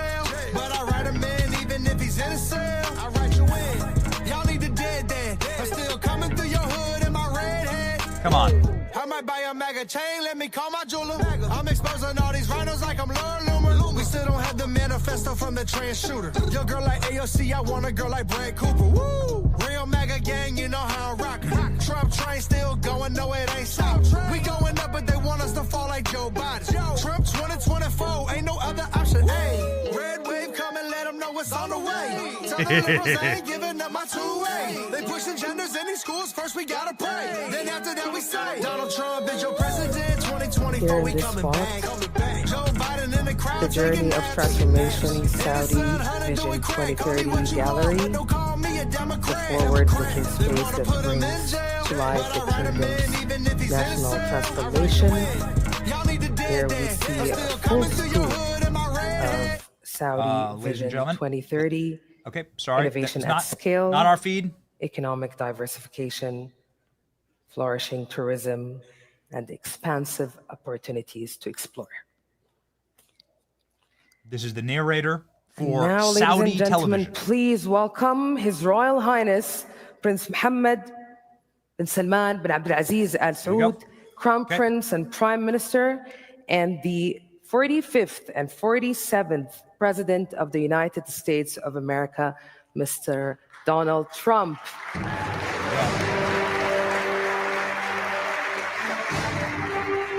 There we go. Wow. Freaking cool. This is awesome. 100% live. We just watched him walk through the convention center.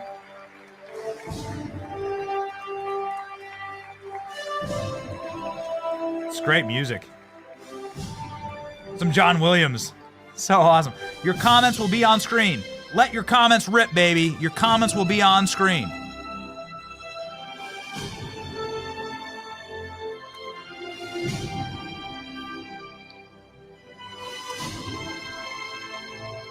Beautiful.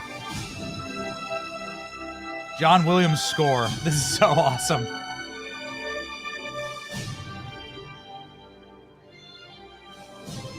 The Kings. The Kings!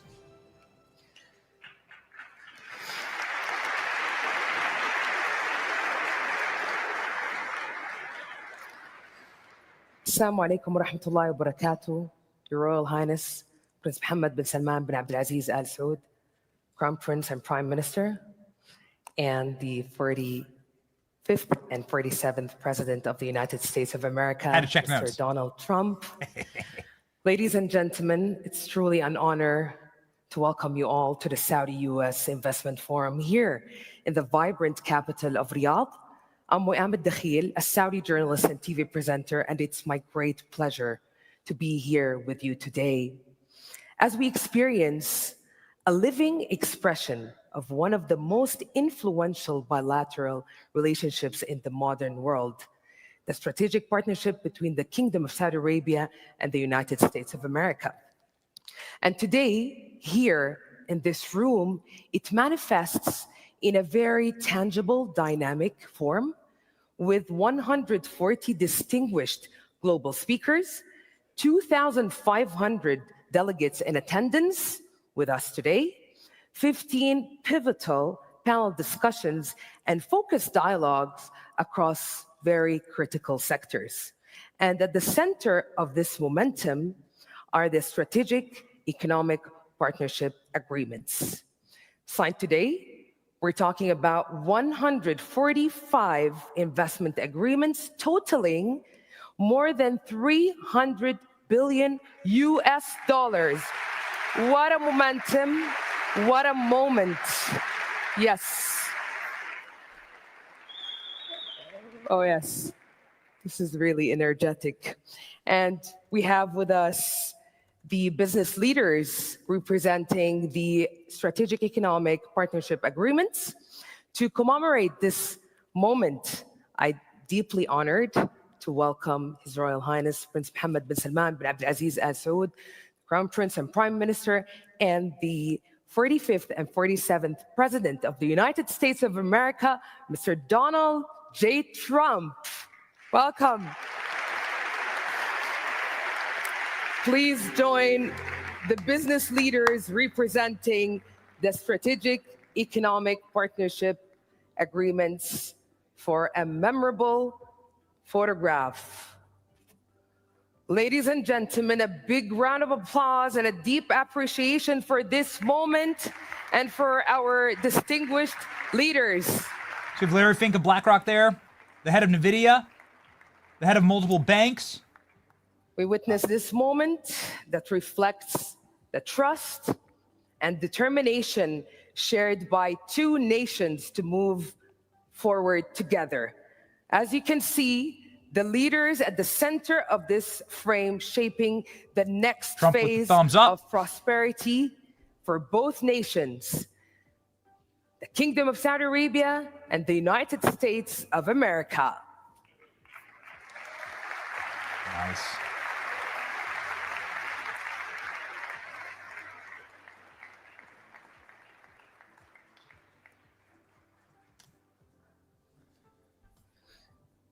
And now, distinguished guests, I'm deeply and truly honored to welcome His Royal Highness, Prince Mohammed bin Salman bin Abdulaziz Al Saud, Crown Prince and Prime Minister, to deliver his speech. Welcome, Your Royal Highness. The stage is yours. What a moment. What a moment. Man, the energy. America is respected again. Gosh, the energy is great. Look at Hegseth. There's Pete here. Pete's right beside Trump, flanking Trump. Good for him.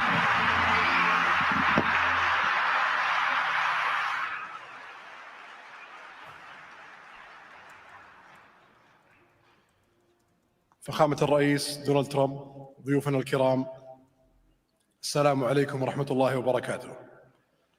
نرحب بكم اليوم في المملكة العربية السعودية في المنتدى الاستثماري السعودي الأمريكي، حيث تجمع بلدين الصديقين علاقة اقتصادية عميقة بدأت قبل 92 عام وتحديدا في عام 1933. All right, ladies and gentlemen. Okay, guys. بتوقيع اتفاقية امتياز التنقيب على النفط في المملكة مع شركة ستاندرد أويل. We got to either find something that has a translation, ونجتمع اليوم a live translation, هذه الشراكة الاستراتيجية or we got to just في مراحلها المختلفة من اقتصاد قائم على الموارد الطبيعية إلى اقتصاد مبني على تنويع مصادر الدخل والمعرفة والابتكار. I love this. It's great.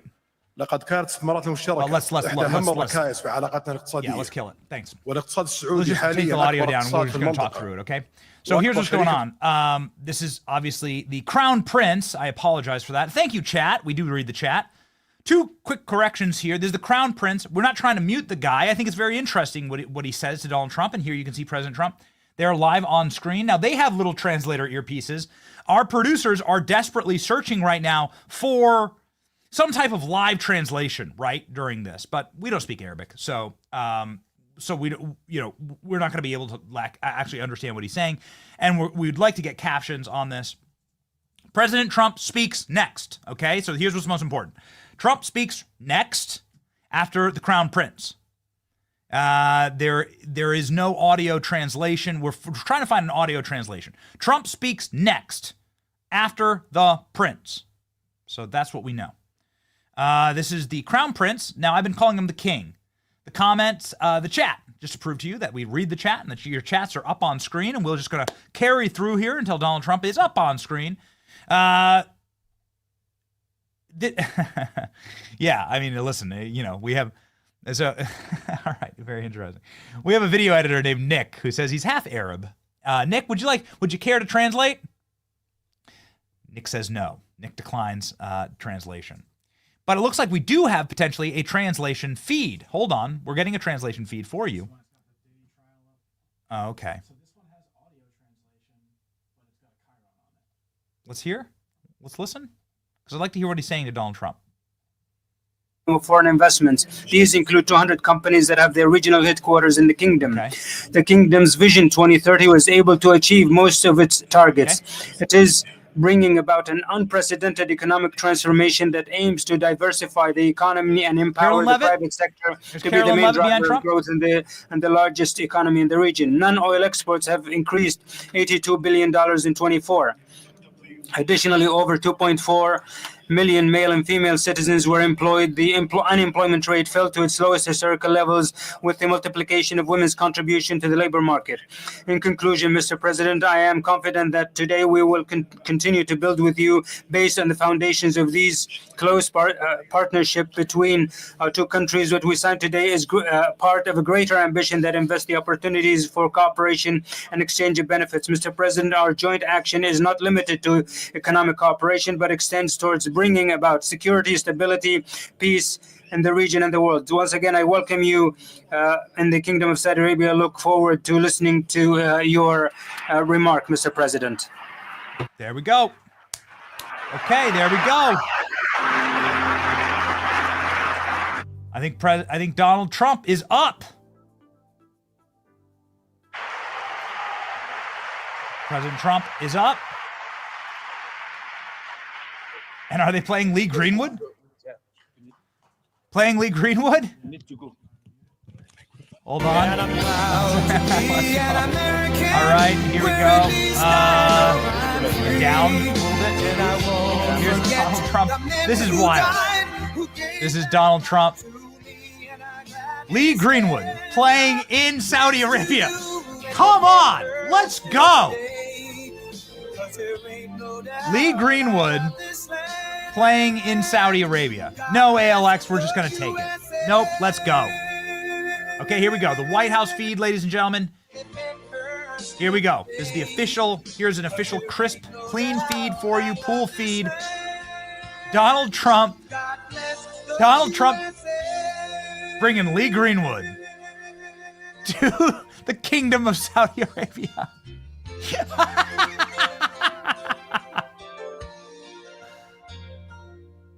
From the lakes of Minnesota to the hills of Tennessee, across the plains of Texas, from sea to shining sea, from Detroit down to Houston and New York to LA, where there's pride in every American heart, and it's time we stand and say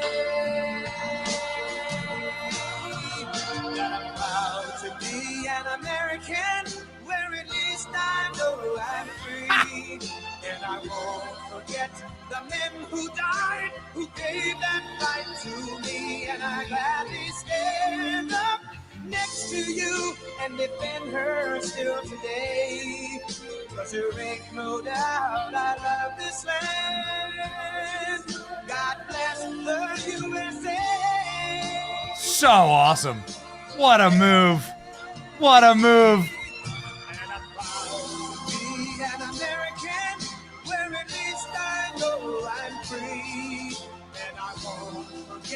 The men who died, who gave that right to me, and I gladly stand up next to you and defend her still today. 'Cause there ain't no doubt I love this land. God bless the USA.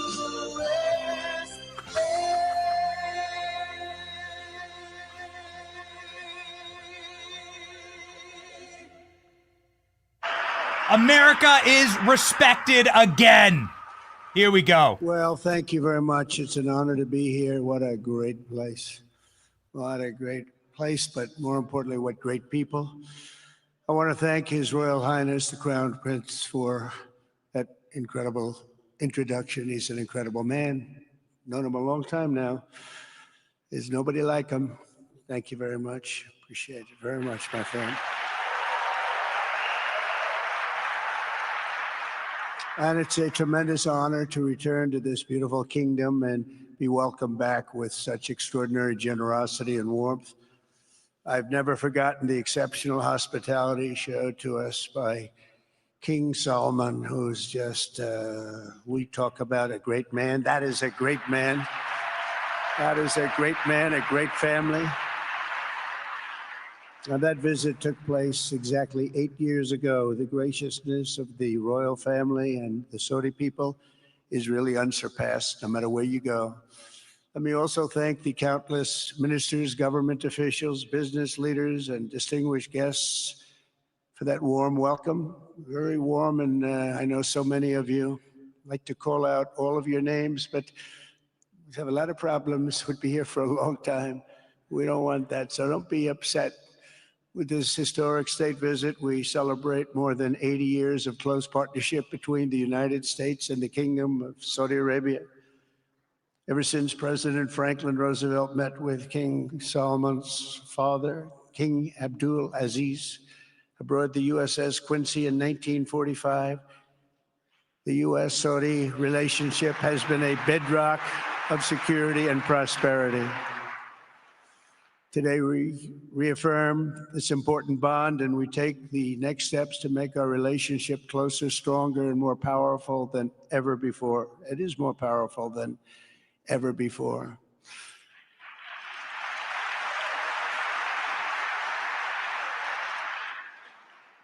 And by the way, it will remain that way. We don't go in and out like other people. It will remain that way. That's a knock on Biden. That's a knock on I've come this Biden. afternoon to talk about the bright future of the Middle East, but first let me begin by sharing the abundance of good news from a place called America.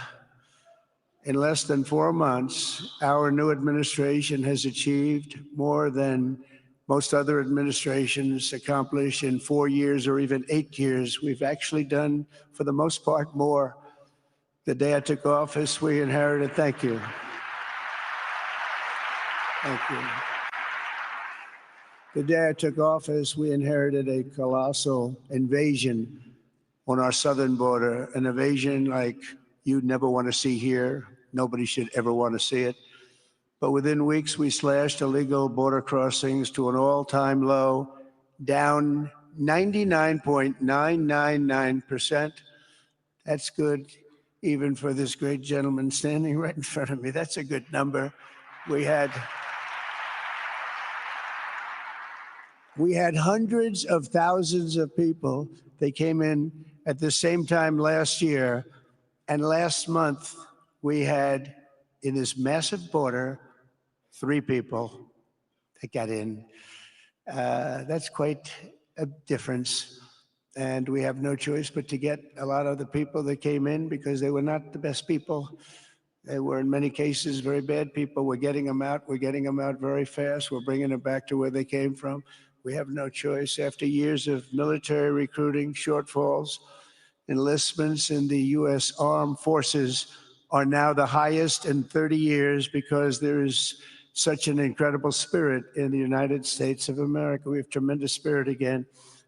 Just about a year ago, it was a big story, front page on every paper all over the world, that nobody wanted to enlist in our military, meaning we were way under enlisted. And just last week it came out that we had the strongest enlistment. They say 30 years, but probably it's maybe ever. They don't go back that far. It's the best, and that includes police officers, firemen, everything else. Is a great spirit in the United States right now. A brand new poll from Rasmussen just showed that the number of Americans who believe the nation is on the right track, they have a right track, wrong track, is now the highest in over 20 years. And it hasn't been anything like this because for many years it was the wrong track. And I can tell you for the last 4 years, it was definitely the wrong track, but it's the highest it's been in many, many years. We renamed the Gulf of Mexico into the Gulf of America. That was very popular, other than perhaps with Mexico. And most importantly, for the people in this room, the days of economic misery under the last administration are rapidly giving way to the greatest economy in the history of the world. We are rocking. The United States is the hottest country, with the exception of your country, I have to say, right? I'm not going to take that on. No, Mohammed, I'm not going to take that on. Wouldn't that be a terrible thing if I made that full statement? But I will not do it. You're hotter. At least as long as I'm up here, you're hotter. But groceries, gasoline, energy, and all other prices are down with no inflation. We have no inflation, and in a few short weeks, we've created 464,000 brand new jobs. Think of that. It's almost 500,000 jobs created just in a matter of weeks. We just reached a historic trade agreement with the United Kingdom, and over the weekend we reached a breakthrough agreement with China. Both outstanding deals. China's agreed. We have to get it down. We have to get the little details down. And Scott, you're going to work on that very hard, but China's agreed to open up to the United States for trade and everything else. But they have to do it, so we'll see what happens. But we had a very, very good meeting with both of those countries. We are cutting 10 old regulations for every new regulation. We're getting rid of all of the red tape that is so many, frankly, countries, as they get older, they develop a lot of red tape, and we're getting rid of it. We're getting rid of it at record levels. And I'm pleased to report that the United States Congress is on the verge of passing the largest tax cut and regulation cut in American history. We think we're in good shape to get that. And if we get that, that will be like a rocket ship for our country. In the first quarter of the year, the investment in America was up an astounding 22%. More than $10 trillion of new investments have been announced or are coming just since the election on November 5th. So think of that. In a very short period of time, we have over $10 trillion. And it could be much higher than that. Not everybody comes to the White House to have a news conference that they're going to be opening up in America, but they're all coming in at numbers that we've never seen before.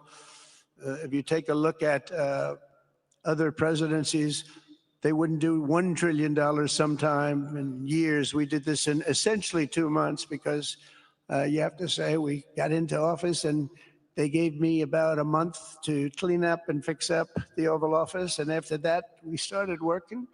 And the money is pouring in, the jobs are pouring in, the companies are pouring into our country like we've never seen before. There's never been anything like it. And we let other people tariff us into losing a lot of money and a lot of jobs. And now we're tariffing them.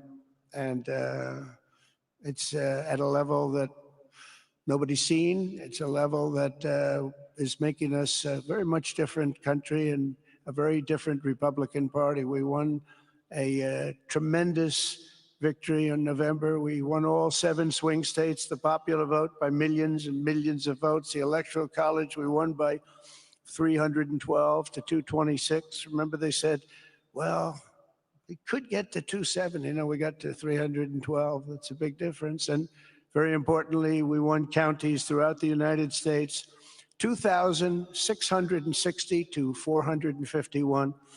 That's why when you look at a map, they're all red. The whole country is red. Red stands for Republican.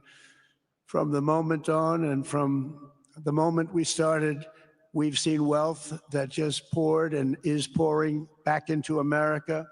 Apple is investing $500 billion. NVIDIA is investing, and I see my friend is here. Jensen, that's very good, wherever you may be. Thank you very much, because he's putting in $500 billion. TSMC is investing. Where is Jensen, by the way? Where is he? He's standing here. Where is he? I just saw Beth. Thank you very much, Jensen. I mean, Tim Cook isn't here, but you are. What a job you've done.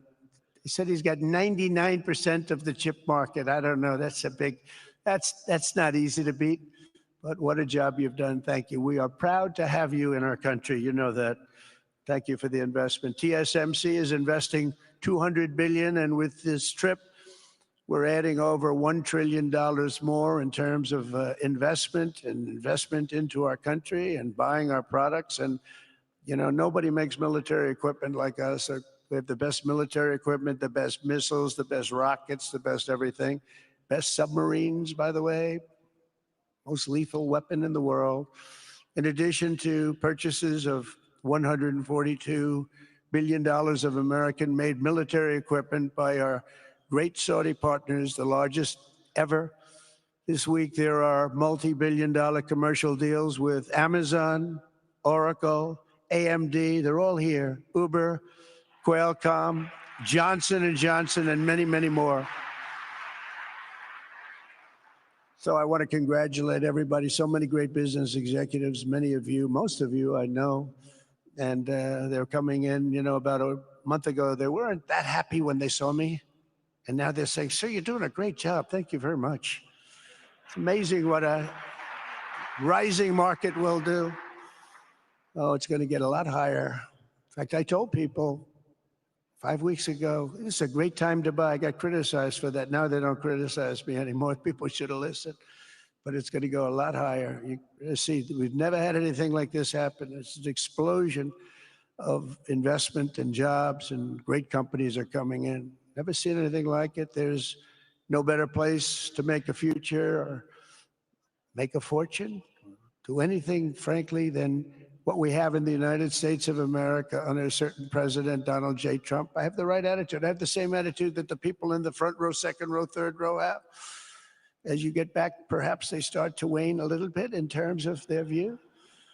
But they understand, and we're doing what a lot of smart people would do. And we're not necessarily being politically correct. You saw what we did yesterday with healthcare. We've cut our healthcare by 50 to 90%. You're going to see drugs and pharmaceuticals come down at numbers that nobody has ever seen. And drugs, pharmaceuticals, we think will be dropping. And it will be a redistribution of costs with other nations, which really took advantage of a very nice group of people that ran our country. But not only is this a time of incredible excitement in the United States, it's also an exhilarating period right here in the Arabian Peninsula. Beautiful place, by the way. Beautiful place. Exactly. Thank you. Exactly 8 years ago this month, I stood in this very room and looked forward to a future in which the nations of this region would drive the forces of terrorism and extremism, drive them right out of existence, and take your place among the proudest, most prosperous, most successful nations anywhere in the world as leaders of a modern and rising Middle East. So exciting, so exciting. Mohammed, you sleep at night? How do you sleep? Huh? Just thinking.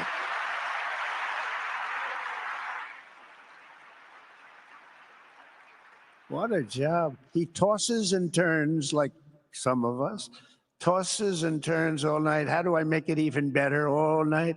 It's the ones that don't toss and turn. They're the ones that will never take you to the promised land, won't they? But you have done some job. True.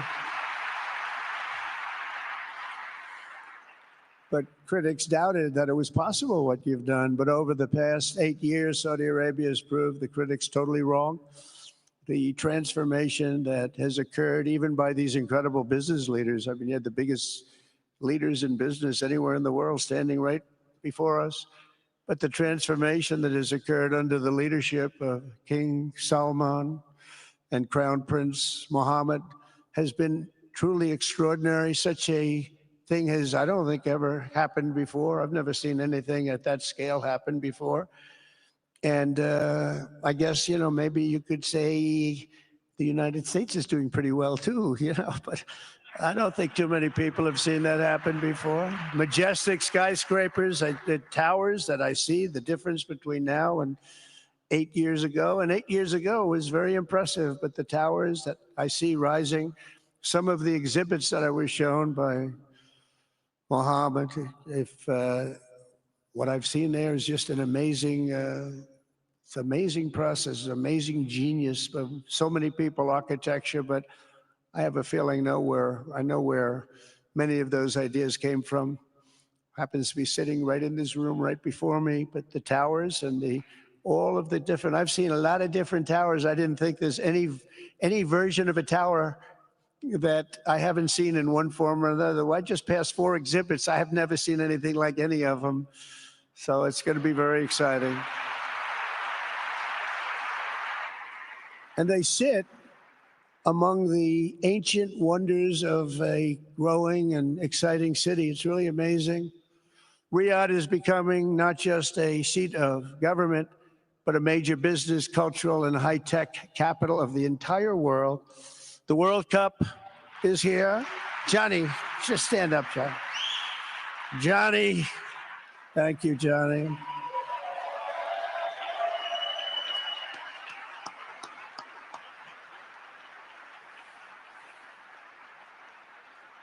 Great job, Johnny, great job. But the World Cup and the World Expo will soon be coming here, just like the World Cup is coming to the United States. It's going to be really exciting next year. The engines of Formula One racing now roar through the streets of Jeddah in a historic milestone. Other industries recently surpassed oil. Think of it, all of your other industries now have surpassed oil. I don't know if a lot of people will understand what that means. It's so big to make up a majority of the Saudi economy for the very first time ever. So think of that. Other industries are now bigger even than oil, which is always going to be a big monster. It's a big one, but that's a great tribute to you and economic development properly used. In other cities throughout the peninsula, places like Dubai and Abu Dhabi, Doha, Muscat, the transformations have been unbelievably remarkable. Before our eyes, a new generation of leaders is transcending the ancient conflicts of tired divisions of the past and forging a future where the Middle East is defined by commerce, not chaos, where it exports technology, not terrorism, and where people of different nations, religions, and creeds are building cities together, not bombing each other out of existence. We don't want that.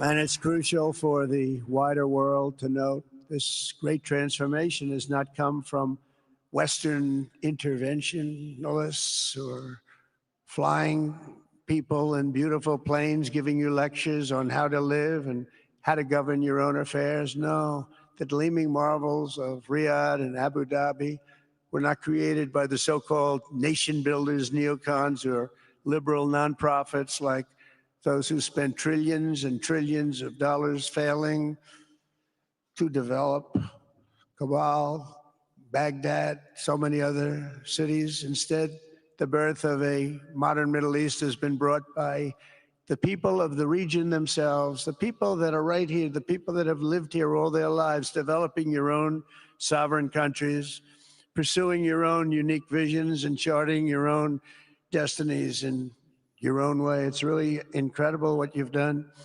In the end, the so-called nation builders wrecked far more nations than they built, and the interventionists were intervening in complex societies that they did not even understand themselves. They told you how to do it, but they had no idea how to do it themselves. Peace, prosperity, and progress ultimately came not from a radical rejection of your heritage, but rather from embracing your national traditions and embracing that same heritage that you love so dearly.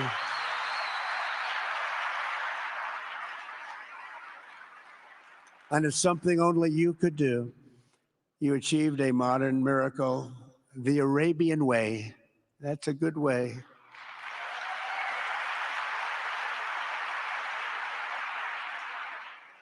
Today, the Gulf nations have shown this entire region a path towards safe and orderly societies with improving quality of life, flourishing economic growth, expanding personal freedoms, and increasing responsibilities on the world stage. After so many decades of conflict, finally it is within our grasp to reach the future that generations before us could only dream about, a land of peace, safety, harmony, opportunity, innovation, and achievement right here in the Middle East. So beautiful. It's such a beautiful thing that's happening. I guess, you know, the people that are here can't even really appreciate it because you see it happening, and it's when you come to a place that you haven't seen in 5 years or 10 years or 20 years that it's even more incredible. When I left office just over 4 years ago, that future seemed almost impossible, what you've done. Together, we had obliterated the killers of ISIS. We wiped them out, terminated its founder and leader, al-Baghdadi. We had healed the divide in the Gulf Cooperation Council. It's a very big deal. and united the nations of the region to stand against the enemies of all civilization. We'd imposed unprecedented sanctions on Iran and starved the regime of resources to fund terror. They were unable to fund anything because they had no money left. They had no money. But the new administration came in and let them have a lot of money, and you saw what happened. It was not money well spent. And with the historic Abraham Accords that we're so proud of, all the momentum was aimed at peace, and it aimed very successfully. It's been an amazing thing, the Abraham Accords, and it's my fervent hope, wish, and even my dream that Saudi Arabia, a place I have such respect for, especially over the last fairly short period of time, what you've been able to do, but we'll soon be joining the Abraham Accords. I think it'll be a tremendous tribute to your country, and it will be something that's really going to be very important for the future of the Middle East. I took a risk in doing them, and they've been an absolute bonanza for the countries that have joined. The Biden administration did nothing for 4 years. We would have had it filled out.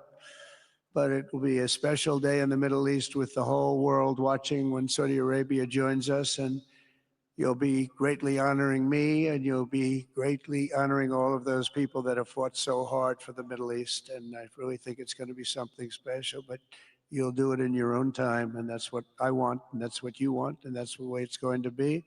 When I left office, the only thing still standing between this region and its unbelievable potential was a small group of rogue actors and violent thugs seeking constantly to drag the Middle East backward and into havoc, mayhem, and indeed into war. Unfortunately, instead of confronting these destructive forces, the last U.S. administration chose to enrich them and empower them and give them billions and billions of dollars.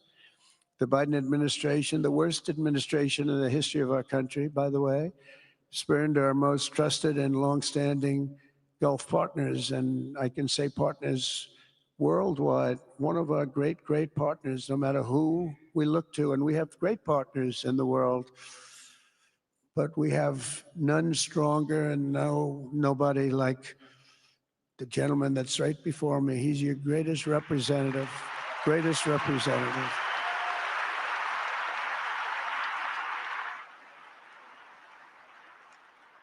And if I didn't like him, I'd get out of here so fast. You know that, don't you? He knows me well. I do. I like him a lot. I like him too much. That's why we give so much, you know? Too much. I like you too much.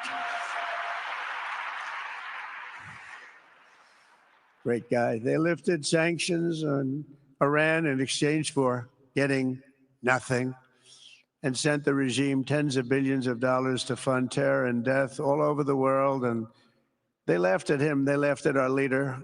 And they're still laughing at our leader. They thought him a fool. And they made nothing but trouble ever since, including the funding of October 7th, one of the worst days ever in the history of the Middle East. Horrible day. Biden removed the Houthis from the list of foreign terrorist organizations, even while missiles and drones were being launched right here at your beautiful city of Riyadh, and launched at ships if they happened to be sailing in the wrong location. The Biden administration's extreme weakness and gross incompetence derailed progress toward peace, destabilized the region, and put at risk everything we had worked so hard to build together. And when you think of the great achievements that you've made, to do it in light of a pretty hostile administration, an administration that was not a believer, it makes your achievements even greater. Makes them even greater, you know that. But in a few short months since taking office, we have achieved the swift return of American strength at home and abroad, now working with the vast majority of people in this region who seek stability and calm. Our task is to unify against the few agents of chaos and terror that are left and that are holding hostage the dreams of millions and millions of great people. The biggest and most destructive of these forces is the regime in Iran, which has caused unthinkable suffering in Syria, Lebanon, Gaza, Iraq, Yemen, and beyond. There could be no sharper contrast with the path you have pursued on the Arabian Peninsula, then the disaster unfolding right across in the Gulf of Iran. Think of that. They wanted to name it that. I said, they're not going to let them do that. Do you mind if I stop that? I stopped it. We're not going to let that happen.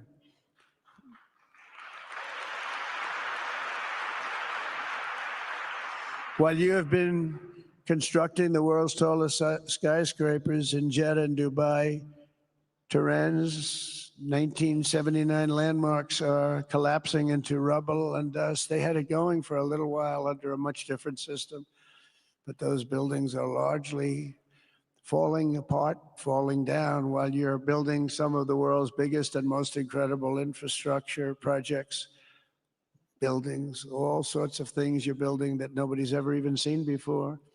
Iran's decades of neglect and mismanagement have left the country plagued by rolling blackouts lasting for hours a day. All the time you hear about it. While your skill has turned dry deserts into fertile farmland, Iran's leaders have managed to turn green farmland into dry deserts as their corrupt water mafia, it's called it the water mafia, causes droughts and empty riverbeds. They get rich, but they don't let the people have any of it. And then, of course, there's the key difference at the root of it all.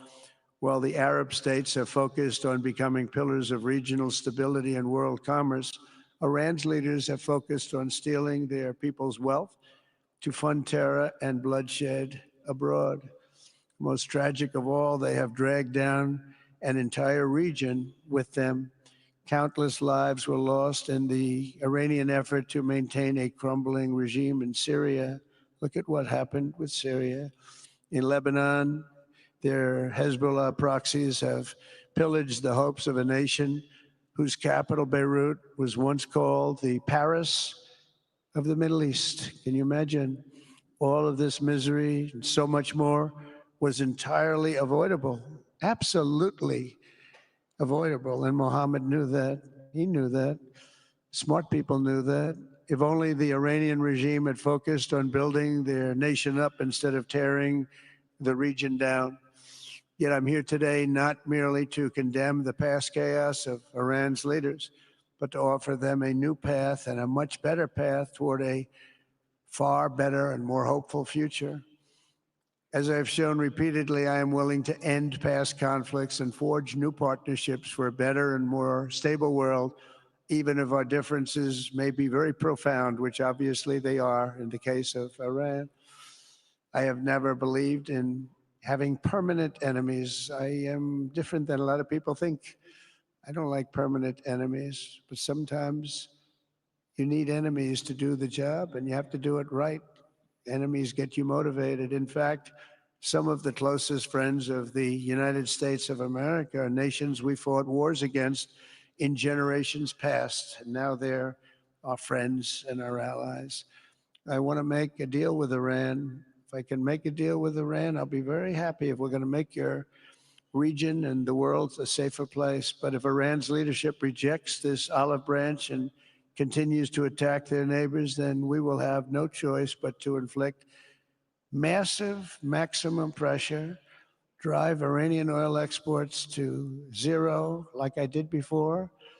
If you know that, they were a virtually bankrupt country because of what I did. They had no money for terror. They had no money for Hamas or Hezbollah, and take all action required to stop the regime from ever having a nuclear weapon. Iran will never have a nuclear weapon.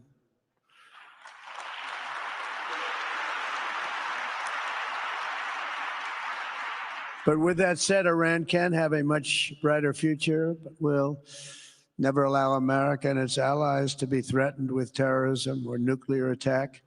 The choice is theirs to make. We really want them to be a successful country. We want them to be a wonderful, safe, great country, but they cannot have a nuclear weapon. This is an offer that will not last forever. The time is right now for them to choose. Right now, we don't have a lot of time to wait. Things are happening at a very fast pace. They're happening right here. They're happening at a very fast pace. So they have to make their move right now, one way or the other. Make your move. As I said in my inaugural address, my greatest hope is to be a peacemaker and to be a unifier. I don't like war. We have the greatest military, by the way, in the history of the world. You know, I rebuilt our military in my first 4 years and rebuilt it into the most powerful military there is.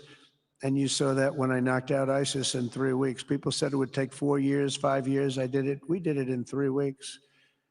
Just days ago, my administration successfully brokered a historic ceasefire to stop the escalating violence between India and Pakistan. And I used trade to a large extent to do it. I said, fellas, come on, let's make a deal. Let's do some trading.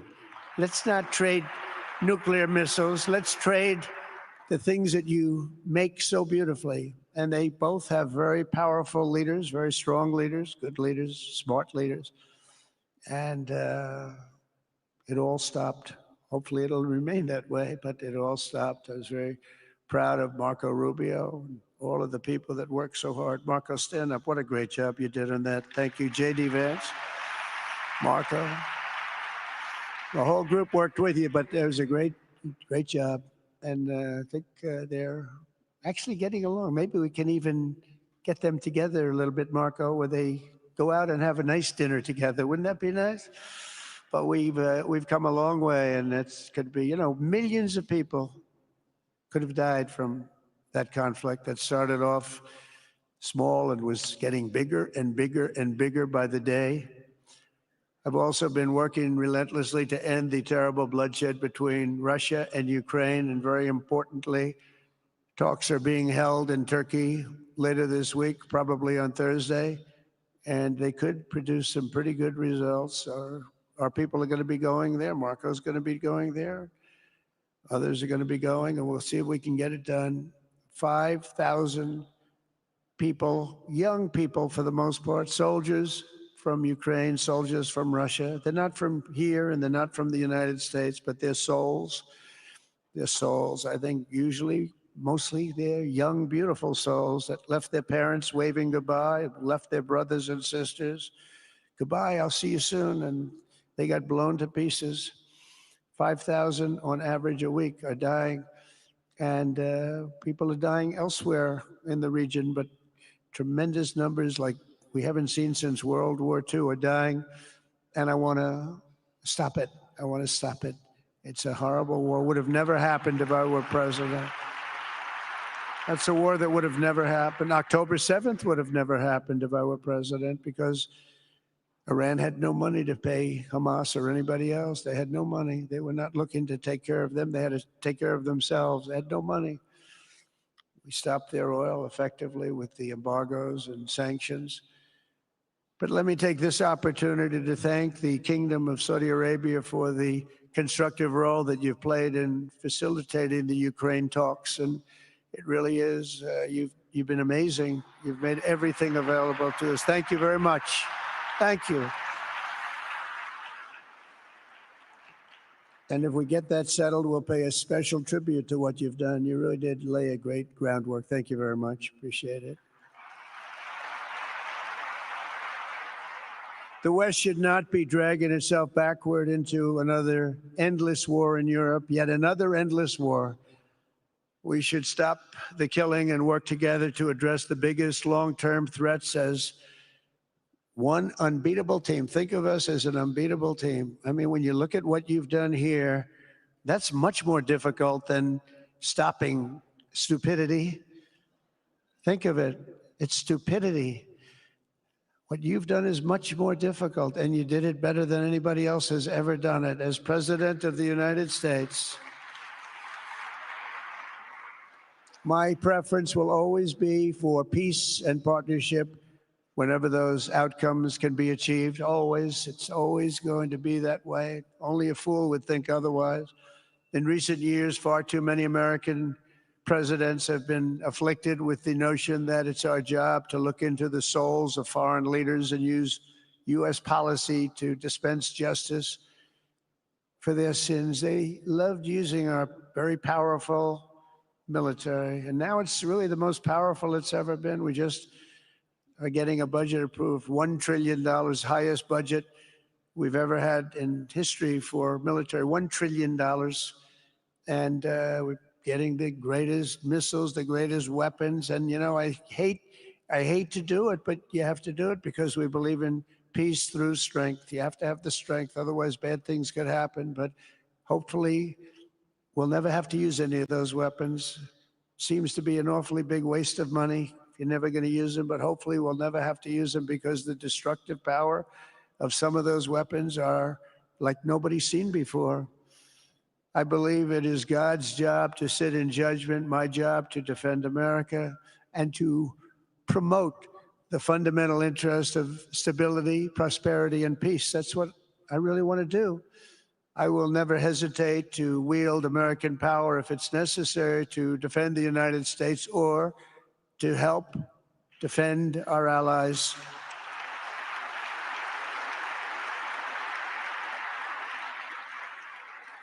And there will be no mercy for any foe who tries to do us or them harm. We will have no mercy. They understand that. That's why I've been pretty lucky. A lot of people think, you know, he's looking to fight. He's looking to fight, and things get settled. It's an amazing thing when they really think you mean it.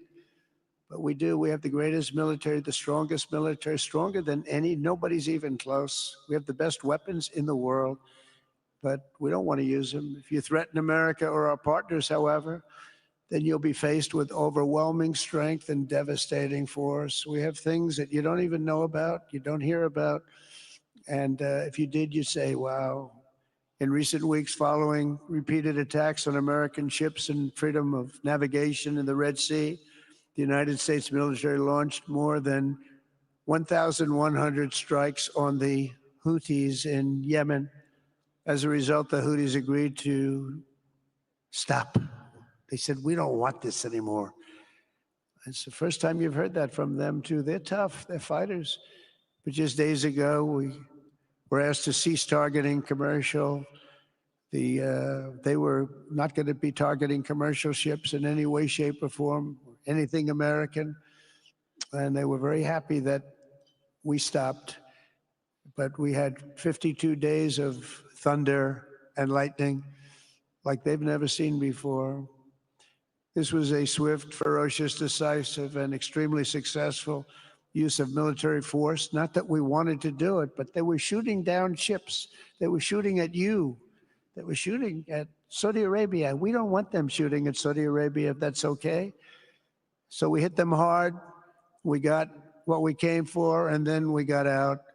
Since January 20th, the U.S. military has terminated 83 terrorist leaders operating across Iraq, Syria, and Somalia, including ISIS's #2 global leader. You read about that just recently. With the help of Pakistan, we apprehended the ISIS terrorists responsible for the attack on 13 American service members at Abbey Gate, that horrible, horrible disaster.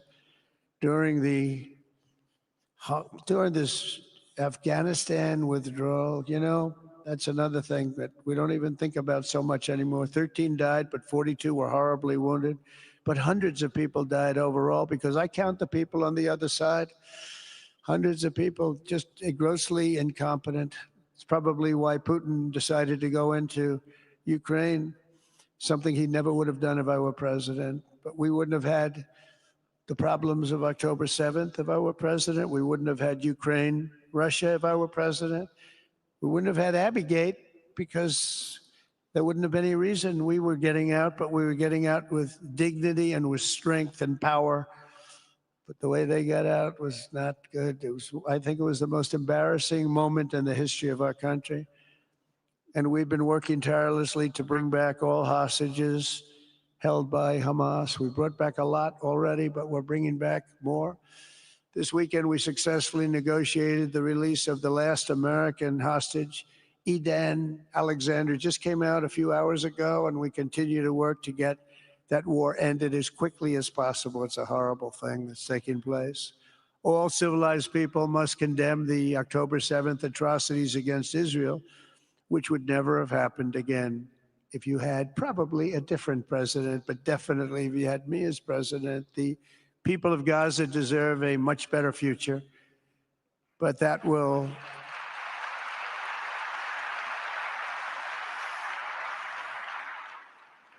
but that will or can not occur as long as their leaders choose to kidnap, torture, and target innocent men, women, and children for political ends. The way those people are treated in Gaza, there's not a place in the world where people are treated so badly. It's horrible.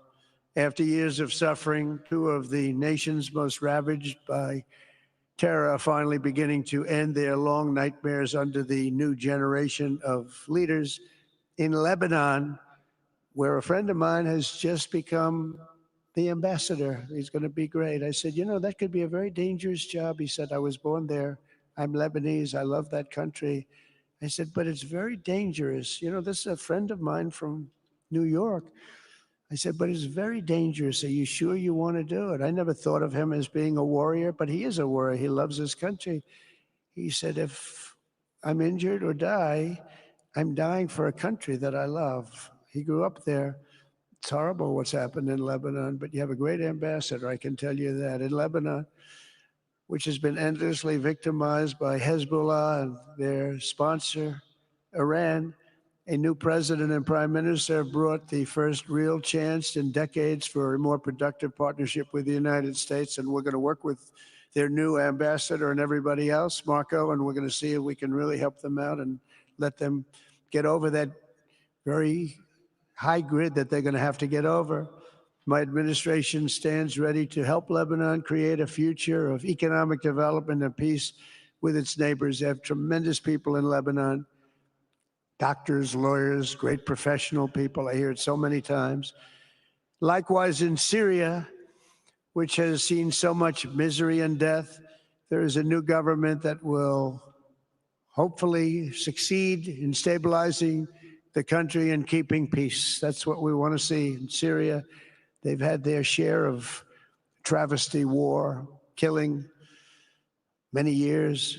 That's why my administration has already taken the first steps toward restoring normal relations between the United States and Syria for the first time in more than a decade. And I'm very pleased to announce that Secretary Marco Rubio will be meeting with the new Syrian foreign minister in Turkey later this week. And very importantly, after discussing the situation in Syria with the Crown Prince, your Crown Prince,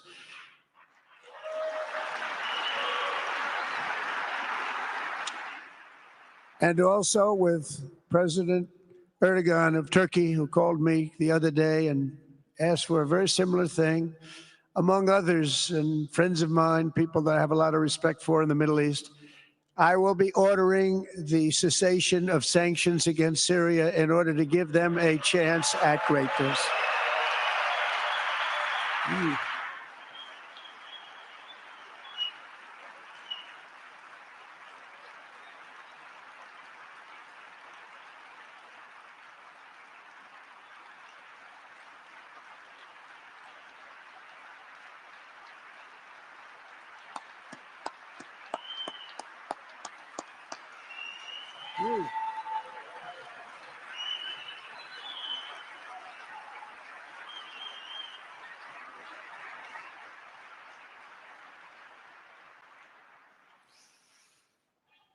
Oh, what I do for the Crown Prince. The sanctions were brutal and crippling and served as an important, really an important function, nevertheless, at the time. But now it's their time to shine. It's their time to shine. We're taking them all off, and they're going to have, I think they're going to have, based on the people and the spirit and everything else that I'm hearing about. So I say, good luck, Syria. Show us something very special like they've done, frankly, in Saudi Arabia. Okay, they're going to show us something special. Very good people. Everywhere we can, my administration is pursuing peaceful engagement, offering a strong and steady hand of friendship to all that will take it in good faith. Together, we have made unprecedented strides and tremendous progress, and we're still just at the dawn of the bright new day that awaits for the people of the Middle East, the great, great people of the Middle East. If the responsible nations of this region seize this moment, put aside your differences and focus on the interests that unite you, then all of humanity will soon be amazed at what They will see right here in this geographic center of the world, it really is, it's like a center of the world and the spiritual heart of its greatest faiths. For the first time in 1,000 years, the world will look at this region not as a place of turmoil and strife and war and death, but as a land of opportunity and hope, just like you've done right here, a cultural and commercial crossroads of the planet. Security and stability will lift millions into lives of safety and success, and the nations of this region will be free to realize your highest destinies, honor your proud histories, harness amazing new opportunities, and bring incredible glory to Almighty God. People will come from all over the globe to be inspired by the cities you build, the businesses you create, the technologies you invent, and the beauty, talent, and potential you unleash right in the hearts of your citizens. Each of you will be able to take tremendous pride in the legacy you will leave to your children, because you will have given them the ultimate blessings of prosperity and peace. So important. In the United States, we've launched the golden age of America. It's the golden age. We see it. We see it with all that money, trillions and trillions of dollars pouring in, hundreds of thousands of jobs coming in with it. And with the help of the people of the Middle East, the people in this room, partners throughout the region, the golden age of the Middle East can proceed right alongside of us. We will work together. We will be together. We will succeed together. We will win together. And we will always be friends.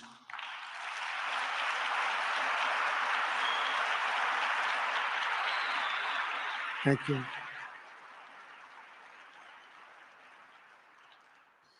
So, Mohammed, I want to thank you again very much for having me. And as a representative of what I think is the greatest nation in the world, we are with you all the way, and you have a tremendous future. Thank you very much. And please pay my respects to your father. Thank you very much. Thank you. Here we go. Here we go. Here's the YMCA. Hold on. Let's see if they do it.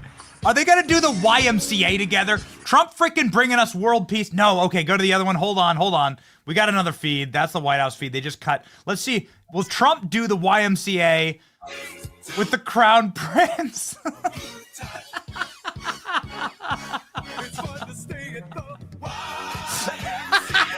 I can't believe this. This is the power of culture, man. This is incredible. Oh, man. Do the dance together. Come on. Oh, wait. There he does it. No, wait. I don't know. It looked like it. Hits the move. Donald Trump announcing, making massive news, reestablishing the partnership with Saudi Arabia, announcing that he's going to take away all the sanctions against Syria. This is massive. Mainly because Syria, the leader of Syria, just announced, can you please grab this, ALX, that he wants to build Trump Tower in Damascus. He wants to put a massive golden Trump Tower in Damascus. I'm telling you, these guys are speaking Donald Trump's love language. This is great. Can you grab this article? This is too good. So the leader of Syria has just said, Trump, I will build your golden tower. I will build a golden Trump Tower for you.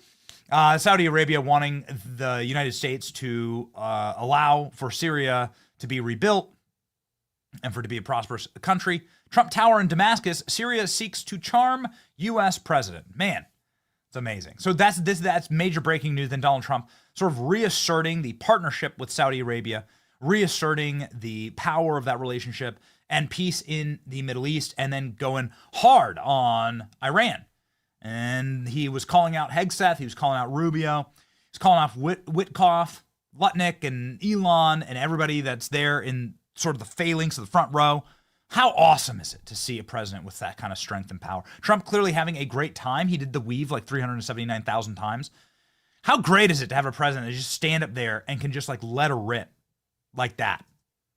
Ladies and gentlemen, so awesome. This is like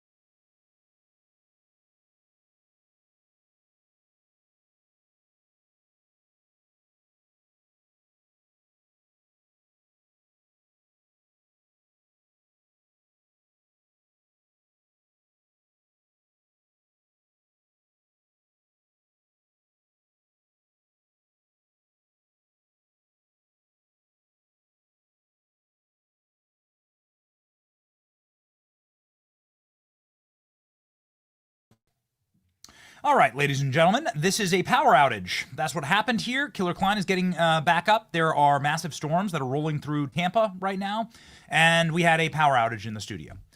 I suppose like we've got to really like consider potentially installing a generator or something around here. That's what happened. That's just the reality in the months in Florida. In the summer months, there are these massive electrical storms that roll through and that cause power to dip. That's why you see so many people that have generators around here. But even then, it takes a second for the generators to kick back on. And so all the lights just went off in the studio. The internet has to reset, and that's what happened here on the stream. We are going to do our very best. Like Klein is furious. I'm furious about this. I don't ever want this to happen again. And we're going to be building redundancies in. We've built redundancies in for our internet. We built redundancies in for for all of our streaming platforms and for our production. The last bit that we have is the actual source of power, which is what shut down the entire studio here. So everything goes off, right? And so when the power companies get involved and they collapse and it was off for, I don't know, like 5-10 seconds, then everything needs to reboot. So it sucks, just is what it is, and we apologize for that, ladies and gentlemen. This is something that is clearly we don't ever want to happen, and we're gonna start working on this right after the show, Klein. We're gonna do maybe a Tesla wall backup battery potentially with redundancies through our internet servers. We're not sure. It does happen on occasion. Last year, for instance, there were big hurricane seasons where we had to move the show out of Tampa because Tampa was hit directly by a hurricane, and there was no reliable power, right? So unfortunately, it is what it is for everybody who live streams out of Florida. So there we go. We're gonna fix it. We spent a little bit of the show talking about how valuable it is to have the ability to build up, right, and do it all from scratch and do it from zero. And here we are, ladies and gentlemen. Sometimes though, there is quite a bit of stress ratcheting up in this job. It is a stressful job, especially when the internet goes out for a minute or two. And so it is good for us to be able to recharge and chill when we get home. One of my number one recharge vectors is my children. Obviously, bundling up my little kids and running around with them. But then also, ladies and gentlemen, my bond charge helps me recharge. This is something awesome. I got to tell you, like, this is an amazing, amazing piece of equipment and advanced technology. It's red light technology. My wife swears by it. You know, she's a nurse. And it's like having my own miniature sauna at home. This red light technology, I literally, when my kids get scrapes and bruises and cuts, we put it on their skin. It helps them, and it helps me. Bond charge is for real. Their infrared sauna blanket that they sent me helps me feel relaxed and revitalized after every single session. This is something that is thoroughly Nurse Kate approved, okay? It's like that's who decides what happens in my home, is my nurse wife, and it's something that she's used through the pregnancy, and it's something that I use to chill out at the end of the day, especially when you have power outages live on the stream. You get the same benefits as a sauna, traditional sauna, but the infrared heat helps release endorphins, leaves you feeling euphoric and chilled out, relaxed, and ready to rock. I use mine at the end of the day. You should use yours anytime during the day. And ladies and gentlemen, these products are HSA and FSA eligible for pre-tax savings up to 40% and free shipping on every single sauna blanket and a 12-month warranty. So you can go to bondcharge.com/Benny, use the coupon code Benny for 15% off. Bondcharge, BONCHARGE.com/Benny. Use the code Benny for 15% off today. These statements and products are not been evaluated by the Food and Drug Administration. They're not intended to diagnose, treat, or cure or prevent any disease. They're just something that's kick-ass and I use on a daily basis, ladies and gentlemen. Bond charge, okay, recharge. Maybe if we were traveling in Saudi Arabia, we could use we wouldn't have to use a sauna. We'd just walk outside and get nice and toasty. Okay, so speaking of nice and toasty, we have some fascinating news breaking, and we're excited to talk about it with our next guest, who is so patiently joining us after she had technical difficulties traveling. yesterday, and we just had technical difficulties. It is what it is when you're live streaming. We are always live for the show, and we thank you and hearts out to the chat for rolling with us. So here we go. These things equal each other out, and the great Marjorie Taylor Greene, Congresswoman, standing strong from the state of Georgia, is going to join to talk about the breaking news with us today. Let's go.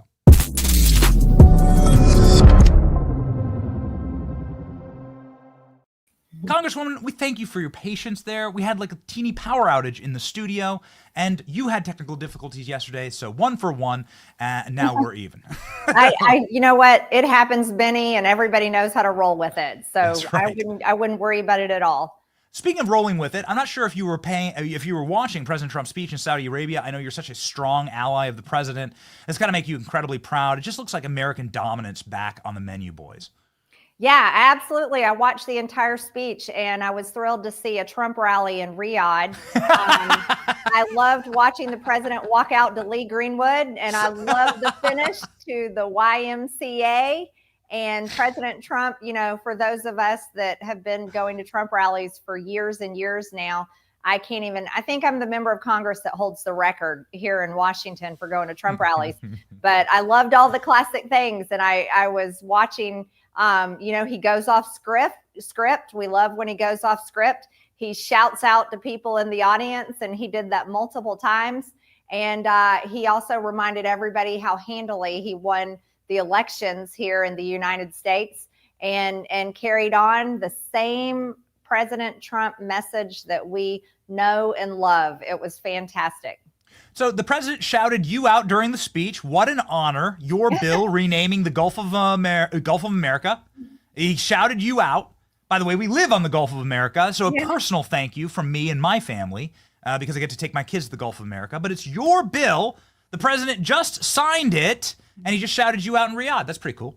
That is amazing. Absolutely amazing. And, you know, it's really the pride of America to change the name of the Gulf to the Gulf of America. And Benny, something that is so important about that is that not only does your family live there and many businesses thrive on the Gulf of America, it's also our United States Coast Guard that defends and secures the waters of the Gulf of America from drug trafficking and human trafficking that comes from the cartels in Mexico. So I think this was a really fun bill to pass last week in the House, and I was honored to be able to codify President Trump's executive order on Gulf of America.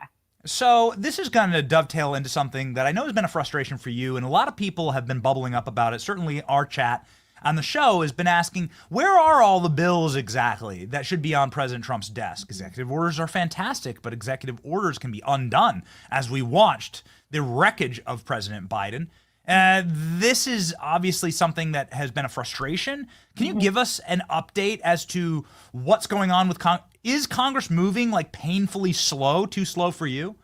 Yeah, you know, I had a couple of posts I made about 2 weeks ago go viral because as a Republican member of Congress, I went very vocal on my frustrations with the House and the Senate for their refusal to pass President Trump's executive orders. I was also the first to point out to everyone that here under President Trump's first 100 days, we only sent 5 bills to his desk, and one of them was a Biden Democrat policy and funding CR. However, Nancy Pelosi sent 11 bills to President Biden's desk in his first 100 days, and that included their reconciliation bill, which passed the Green New Deal, open border policies, extended many ridiculous COVID-era spending and policies, and so many more destructive things to the United States of America. And I think I was the first to call that one out publicly. And I've been real happy to see a lot of people posting that and publications writing about it and people talking about it, because I think it's shameful. And I think Republicans in the House and in the Senate should be ashamed that we have not passed President Trump's executive orders. We have not passed rescission cuts that DOJ has found. I mean, incredible amounts of waste, fraud, and abuse, and we haven't even defunded PBS and NPR after I held an explosive hearing on the DOJ subcommittee on oversight that I chair. And so, yes, I've been very vocal about it. And I'm keeping the pressure up here in Washington, D.C., because America overwhelmingly voted for President Trump's Agenda 47. And Republicans here in Washington don't get to hold power in their little kingdoms within the House and the Senate and refuse to pass the American people's agenda. Can you explain to us, like from inside the room, like why the hell is this happening? We've been watching your work with the Doge Caucus. It's been fantastic. It's been a lot of fireworks, obviously. You and Jasmine, it's been, I would watch that live stream all day. But like, why exactly has this moved so slowly? Well, Benny, I'll be real honest. It's Republicans in Washington that don't support MAGA, and they don't support President Trump's agenda that he campaigned on. And it's many Republicans in the House and the Senate that literally just ran and cozied up to Trump after he defeated everyone in the Republican primary during the 2024 election cycle, and then stomped Kamala Harris into the ground in November of 2024. And, then those Republicans came running, and they forgot real quick, in just a very quick amount of time, that we owe our House Republican majority and the Senate Republican majority to President Trump because of his campaign message, because of his amazing fight that he never stopped fighting, even after they shot him in the face in Butler, Pennsylvania, and tried to kill him again on his own golf course. And even after Democrats weaponized the justice system against him, tried to put him in jail for the rest of his life, tried to destroy his businesses, and tried to destroy practically every single person that worked for him and worked in the Trump administration. Republicans are the ones that have the quickest memory loss here in Washington, D.C., and they're too busy trying to push their own agendas, Benny. That's really the truth. They have run back to Tea Party politics. They have run back to being neocons. They have run back to establishment uniparty ways here in Washington. And so, yesterday when President Trump signed his massively historic executive order to reduce drug prices, the loudest voices you could hear in Washington were laughing about it, saying, "Oh, that'll never pass in the House and the Senate," because they refuse to do it. And so, I think the American people need a hard wake-up call, Benny, and I'm trying to be the one waking everyone up. The people that you donate to, the people that you knock doors for, the people that you pray get elected and then vote for during elections every 2 years, every 4 years, every 6 years, are not doing the job that they promise you. And I, as one member of Congress, cannot force them to do it. It's literally going to take all of you, the American people, to force these colleagues I work with, to force the establishment uniparty, to force the establishment Republican Party to get on the program and do the job that you people told them to do. It's incredible how you have to pull teeth just to get President Trump's appointments into office, and they had to pull Ed Martin's appointment. Yeah, can you imagine? Which is such a humiliation. Can you imagine these senators actually refuse? Let me tell you, let me get it real straight right here. These are the same senators that voted to confirm Merrick Garland, that went after parents who were trying to hold their school boards accountable, that arrested abortion protesters peacefully protesting the murder of the unborn.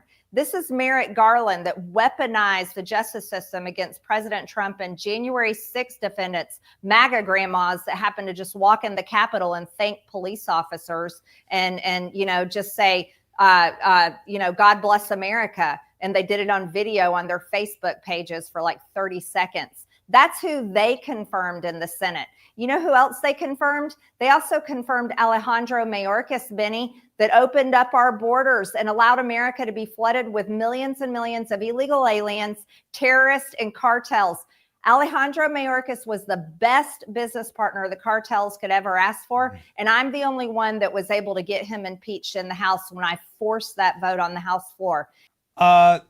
Okay, so what you just said there, Congresswoman, taking a step back, there's a perfect opportunity for Republicans to prove that they are backing law enforcement, that they are backing the blue, that they are the party of law and order. And here it is. There's a member of Congress named LaMonica McIver. And here she is on the DHS sent us this footage. This is the body cam footage of her punching, hitting, kicking, shoving, elbowing, and assaulting a federal officer. Why is she still in Congress? Now, more importantly, and I know this is going to be, take a vote and so on and so forth to kick her out, but more importantly, Congresswoman, why hasn't Republican leadership come out and said, this is not becoming of a member of Congress? We are ripping her off her committees. We are going to lock her office and not give her the keys. She's not welcome back in the bill. Like, there are ways to there's ways to start the process of humiliation and to keep the heat up. And the DHS has been sending us this footage and had been doing all the messaging on here. Where's Republican leadership? And I'll tell you, I asked I asked Speaker Johnson's office, and I got nothing, zero. Wow. Well, let me rewind the clock a little bit. I was one of the Republican members of Congress that literally went to the DC jail multiple times in 2021 and 2022, demanding oversight of that jail because it's under the jurisdiction of Congress here in the District of Columbia. And I never fought with any police officers. I never busted my way in and refused to leave. As a matter of fact, I got turned away every single time at the door and never got to go in that jail until November of 2021 when they allowed me to come in for a tour. So there's a dramatic difference in the two.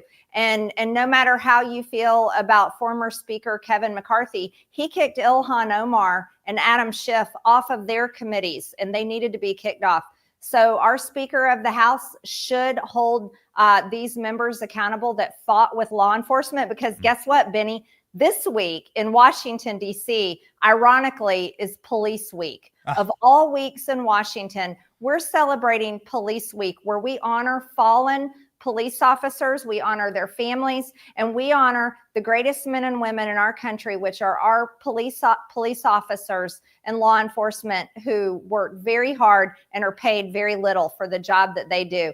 But yes, here in the House, here's some options for Speaker Johnson. He can remove them from their committees and kick them off. They do not deserve these responsibilities when they disrespect the law and fight police officers and fight ICE, who are responsible for deporting illegal aliens, terrorists, and criminal cartel members. That would be one option. Another option is we can censure them on the House floor. That requires a House vote and a majority vote to do so.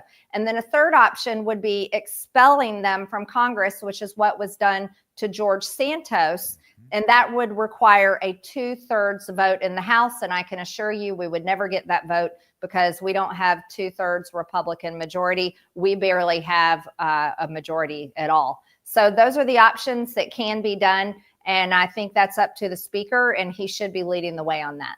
I'm just saying that there's a moment in time where you need leadership and you need to hit that iron while it's hot, as they say. Yes, absolutely. And when a member of Congress is behaving like this, it's incumbent upon the Speaker to say, you're wrong and you're going to be punished to the best. I can't arrest you.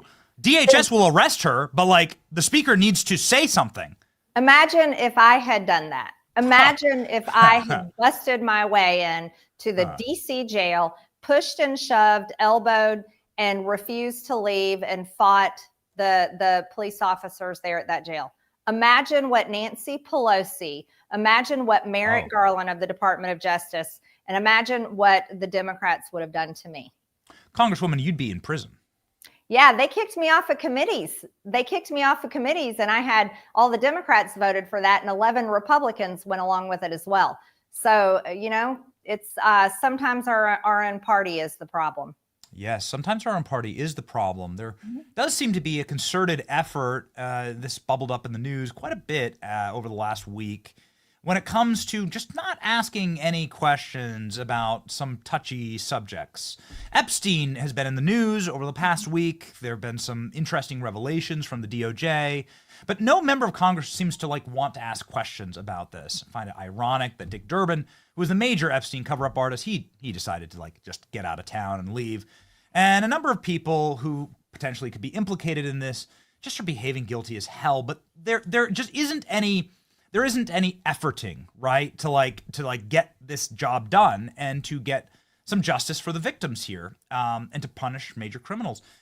Can you comment on this? Pam Bondi saying that there's tens of thousands of videos of underage, presumably women being abused in these videos, maybe even American presidents on those videos. Why are we protecting them exactly?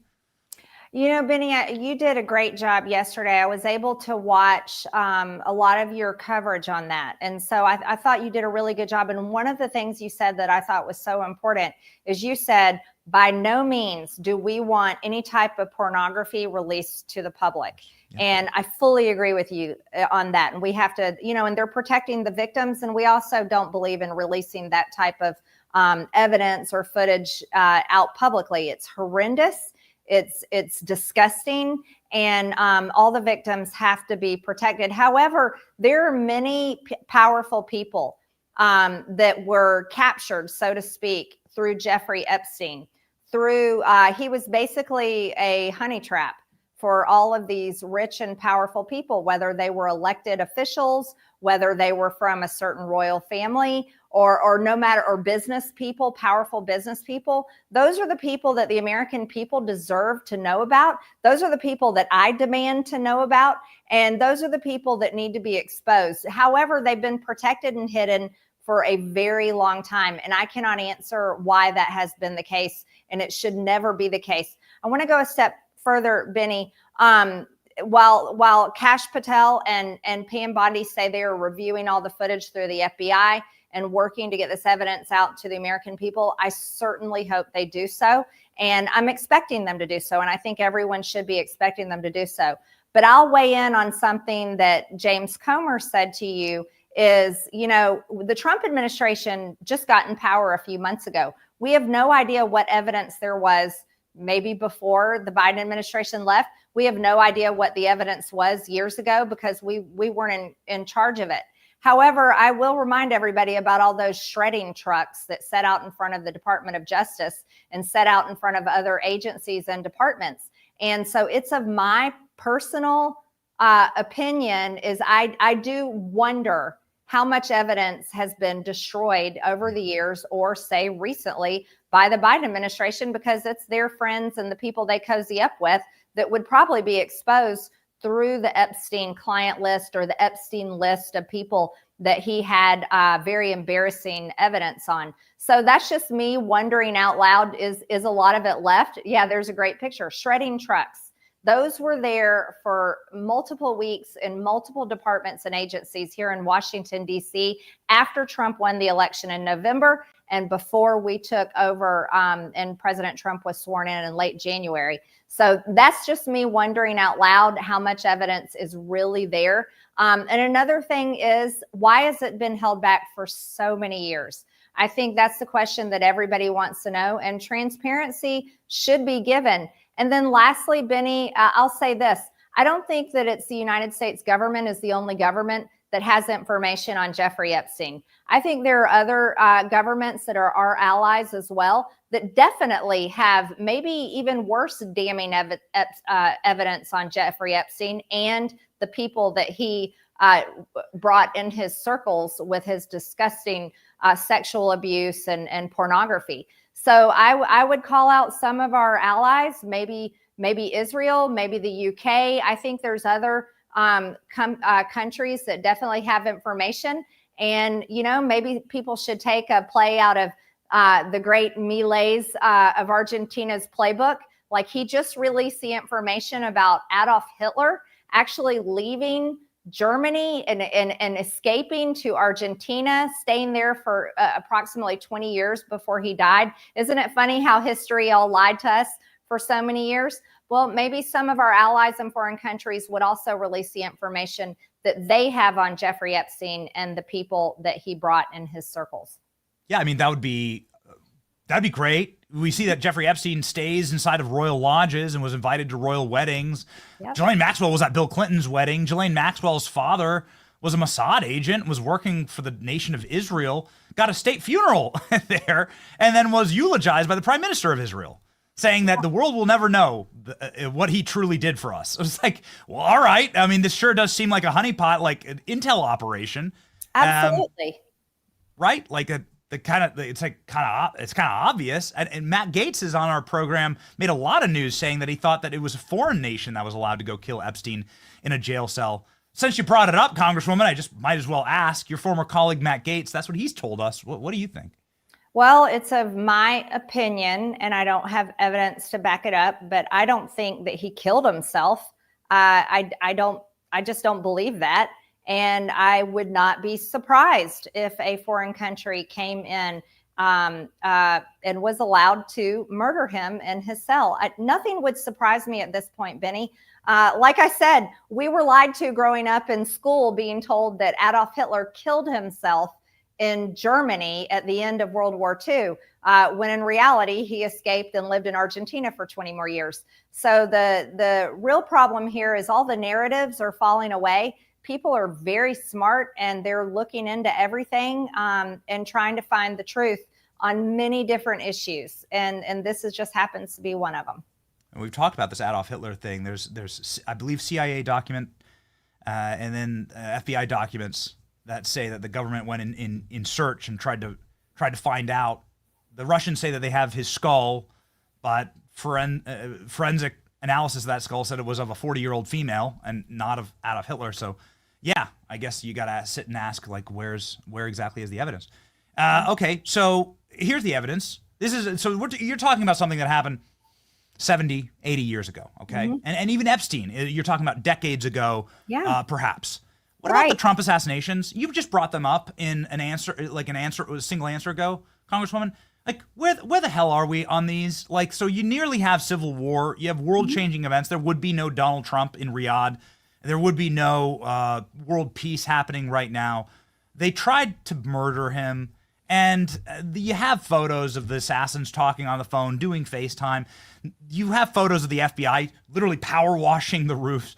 And then the guy who tried to kill Trump on his golf course, trying to get Ukrainian munitions, RPGs and Stinger missiles from Ukraine, smuggled across our border to kill Trump. Like, it seems like this should be clearly the biggest story on earth, but no one wants to talk about it. Is there any motion in Congress to get this information? Where'd this all go? All right, well, exactly right. A Ukrainian agent tried to kill Trump on his own golf course. I mean, how about that? And then Thomas Crooks, every ounce of information about him is wiped clean after he somehow became such a great shooter that he shot President Trump in the ear, laying on a roof just so many feet away from many Secret Service agents and police officers, nearly killed Donald Trump on a world stage, just like John F. Kennedy was killed during a parade on a world stage on camera for everyone to see. So, there are a lot of questions there's a lot of answers that the American people deserve to hear, and the truth should be told. This wasn't even a year ago this happened, Benny. Yeah. But my point of talking about how all of these incredible things happen and then they get completely covered up and everything moves on. I mean, we can even talk about how it wasn't even 6 months ago that drones were flying all over New Jersey, that it was UFOs were being talked about constantly. And that on President Trump's inauguration here in Washington, helicopters were flying in a grid-like pattern looking for possibly nuclear material or some sort of dirty bomb. And then all of a sudden it just falls out of the news cycle. Like, all of these things just fall out of the news cycle, but the American people do not forget. Final thing, Congresswoman, and we really appreciate your time on this, and this has been a fascinating interview. I have a feeling it's going to go very viral. There is the top news story in the country right now. Jake Tapper deciding to report that Joe Biden was going to be wheelchair bound for his next administration.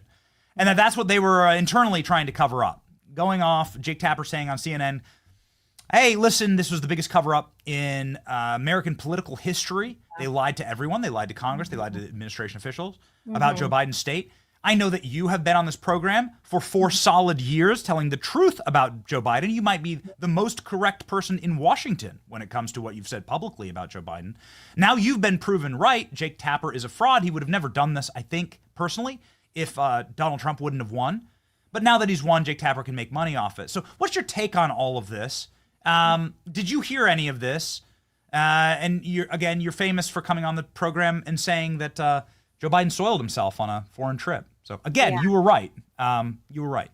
All right. So I just want to say Jake Tapper is so brave. Isn't he so brave? I mean, here he is. He wrote a book after the fact, and now he's the truth teller. Jake Tapper's a damn liar, and all he is profiting off of his lies. He's part of the cover-up with all the other Democrats for 4 years. Everybody knew that Joe Biden has dementia. Everybody knew that he could not, maintain his bowels or any of his bathroom habits. Everybody knew that he should not be president, and they all lied and they all covered it up, and they all did it together, which should be the thing that scares the American people most. Is these people in lockstep will lie to your face every single day and tell you something that is a complete lie and that you know to be true, and the media will do it with them. And if anybody thinks the Democrat Party has changed, I'm going to flat out tell you this Democrat Party has not changed a single ounce, even after they got whooped in the November 2024 election. They still are exactly who they are. If they get back in power, they are going to weaponize the Department of Justice, and it's going to be much worse than it was last time. They're going to rip our borders wide open. They're going to demand the release of every single cartel member in the jail in El Salvador, and they will fly them directly to the United States of America. And they will continue on, and they'll go right back to the climate insanity and destroy the oil and gas industry and fossil fuel energy. And this is who the Democrats are. And they have not changed their colors. They have not learned a lesson. And they are going to stick together again and go right back to their ways if America allows them the chance. But let's add this, Benny. We haven't fixed our elections.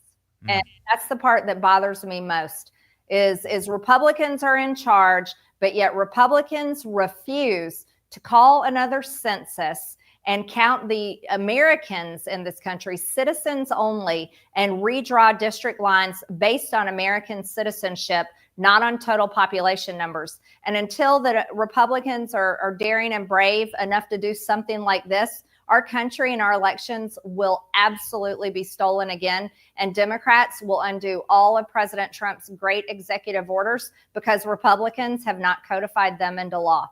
And so my warning to everyone is you better start holding people accountable.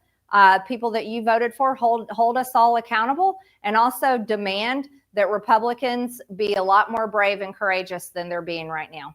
That's exactly right. An inability to disavow LaMonica McIver and her despicable actions on camera is just such weakness. But then you're right.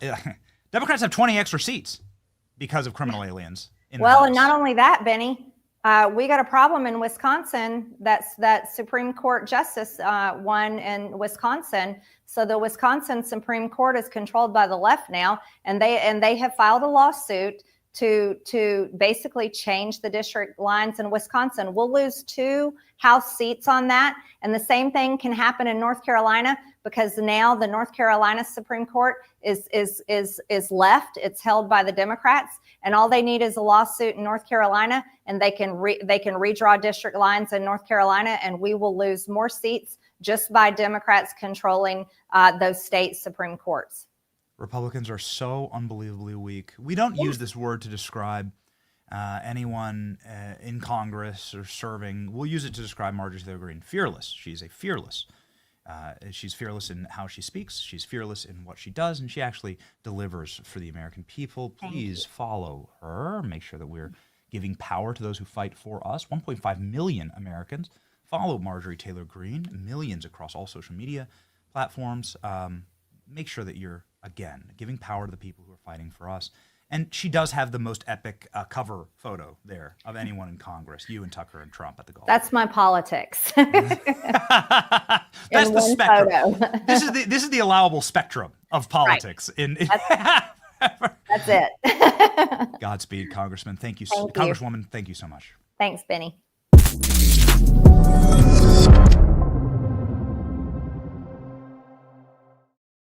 Man, okay, we're cooking. We're cooking through the power outages. We do want to note one or two very quick things. Inflation news, massive. Inflation eased after Trump's Liberation Day tariffs. Defying fears, inflation has dropped and has collapsed since President Trump. It is cooled from 1 year ago. Egg prices are now down 10%. Ladies and gentlemen, there are massive drops in gasoline prices as well, 12% over the last year. This is obviously reflected here. I couldn't believe it. I was driving to work. Here in Tampa, gas is relatively expensive. Nothing like in California. We were in California last week. It's crazy. But here in Tampa, it is relatively expensive. Dude, it was like $2.80 in Tampa. What's your gas prices? Let me know in the comment section. Where are your gas prices? It's amazing. So I was like, should we hoard it? Should we? I think it'll drop even further. President Joe Biden, was he going to be wheelchair bound? Boy, this is what they were reporting this morning on CNN. Do we have a clip of that? Clip line? Yeah? All right. Well, let's just take it. We covered it quickly, and then we're going to get to Erica Donalds, who is running, I guess, for First Lady of the state of Florida. Her husband, Byron Donalds. We have some breaking polls on all of that. But since we covered this, exclusive, Biden aides discussed how Joe Biden will be in a wheelchair if he is reelected. Let's go. I'm curious about what his advisors were saying at the time as you look at this, as you reported out this book. So the White House physician, Dr. Kevin O'Connor, was telling White House aides that President Biden's deterioration of his spine, the degeneration, was so significant that if he fell one more time, that he might have to be in a wheelchair and serve in a wheelchair for his second term. But everybody pushed off the notion that he use a wheelchair until after the election. This is all part of a larger whole where the Biden White House tried to hide the extent of his deterioration, both physical and cognitive, as much as possible. In fact, as we all saw, as his shuffling gait got worse and worse from 2003 to 2004, they started putting aides around him as he walked to Marine One, the helicopter. That was to kind of hide from public view how bad his gait was, how bad his walking was, his shuffling, and also in case he stumbled again to make sure somebody was there. And this is just of a piece of an overall campaign to try to conceal from the American people the extent to which the president was really struggling to do his job. You need strong leaders.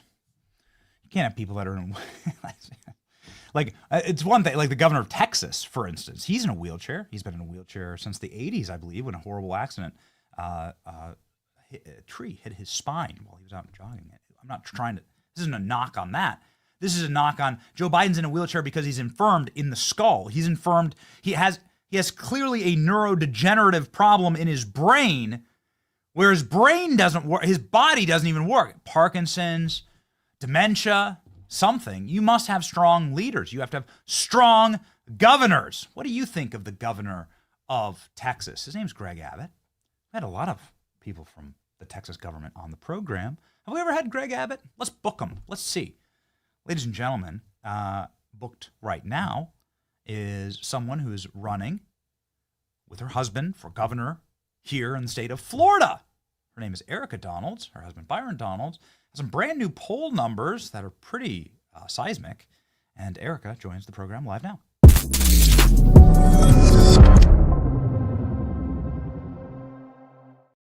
Erica, we appreciate you being with us today. Obviously, there was a big delay because Donald Trump gave a barn burner in Riyadh, and we were taking that live. Maybe like just a quick reaction here to this Joe Biden news. I mean, we all had to live under this this reign of terror. Your husband was in Congress during this time, yeah, not a great look. We have to put him in a wheelchair because he has dementia. Yeah, those were dark days, Benny, for sure, and disappointing when you get elected to Congress and Byron's first 2 years, he was under Nancy Pelosi as Speaker and Biden as President. So it was just sort of a disaster for us and for the country. But you did mention Governor Abbott, and I want to give him a little shout out because he did the largest day one school choice expansion in the country. Just last week, he signed it into law. So if you have him on the program, you can definitely ask him to tout that great school choice policy that is now in place in Texas, making sure that now over half of American children are eligible for some school choice program. So big win for school choice. And thank you, Governor Abbott, for signing that into law. This is amazing. This is obviously a passion project for you. Happy belated Mother's Day, by the way. You have 3 beautiful sons. What's the status in the state of Florida? I guess there's going to be a school choice element to the large reconciliation bill that's potentially being passed in Congress. This is a huge news that just came out yesterday in the Ways and Means Committee markup bill for reconciliation, the Education Choice for Children Act, the very first federal law that would create a school choice program nationally, which means that if this passes through reconciliation, a tax credit will be available to give scholarships to private schools students in New York, California, other blue states who otherwise will never see private school choice. Right now, it's looking at $5 to $10 billion, which will allow you or I to donate to a scholarship organization, get a full dollar for dollar tax credit, and students in those states could access those funds to go to a private school of their choice. It's huge, and we hope that it passes. We've got great support in the House and the Senate for this legislation. Okay, so that's on a national level. Zooming down to the state of Florida, and my kids are not in school right now. My oldest is a 4-year-old. We're doing like some homeschooling right now, learning the letters and things like that. But in the state of Florida, school choice is the law. It is. And we have a scholarship program here in Florida. And actually, we're now up to 17 states that have universal school choice, similar to Florida's program, where when your children are in school, and they'll all be in school at the same time eventually, you'll be able to access $9,000. That's a number right now that would have otherwise gone to their public school of your zone. Instead, you as a parent get to access those funds, and you might choose to use it on full-time tuition at a private school. But we have a program called an education scholarship account where you might customize each of their educations, accessing online courses, maybe part-time courses in person, tutoring, or other special services, even sports and after-school clubs and programs, where you can take your child that you know best and decide how to spend those education dollars to help them get the best education that they deserve. It's a great program because it means that the public schools have to pretty much bid out. Like they better be delivering right for the kids. Otherwise the money can move, it can walk. And Absolutely. I served on the school board here, as you know, Benny. My experience for 4 years on a public school board told me that the system is completely broken and we need free market competition in the education sector. We have it in all other areas of our economy. America is a leader in technology and innovation, except for in education, where we fall way behind the rest of the world. Even in Florida, where we're in the top 10 in the country, when top 10 in the country means bottom 10 in the world, doesn't mean much. We've got to do better. And the free market innovation and quality that it comes with those free market principles is what we need in education. So these education scholarship accounts are going to bring it across the country. Yeah. People I know that you're from the Tampa area. People in Tampa are obsessed with the schools that their kids go to. We hear it's all I ever hear about. And it's the first question that anybody ever asks. And it's like, school in the garage is where we are right now. But with obviously Florida is becoming quite the epicenter for good education. We want it to remain that way. A lot of really good things happening in this state. New polling numbers out here from Florida Voice News. It looks like your husband is in a dominant position. He's got the President Trump endorsement here in the state of Florida. And so how is the campaign going? And give us an update. Well, we spent the day yesterday in the Miami-Dade area, which of course is a big area of voters for that Republican primary, which is ultimately going to decide the election, we believe, with Florida being such a red state, stopping at schools and campaign rallies, churches, fundraisers. Yeah, that's what it takes. I mean, the support has really been overwhelming. The amount of money that Byron has been able to raise in just a short period of time shows you how much grassroots and donor, type support that you need, because campaigns cost a lot. But most importantly, having President Trump's full endorsement, that Run Byron Run tweet was so glorious to see back in February.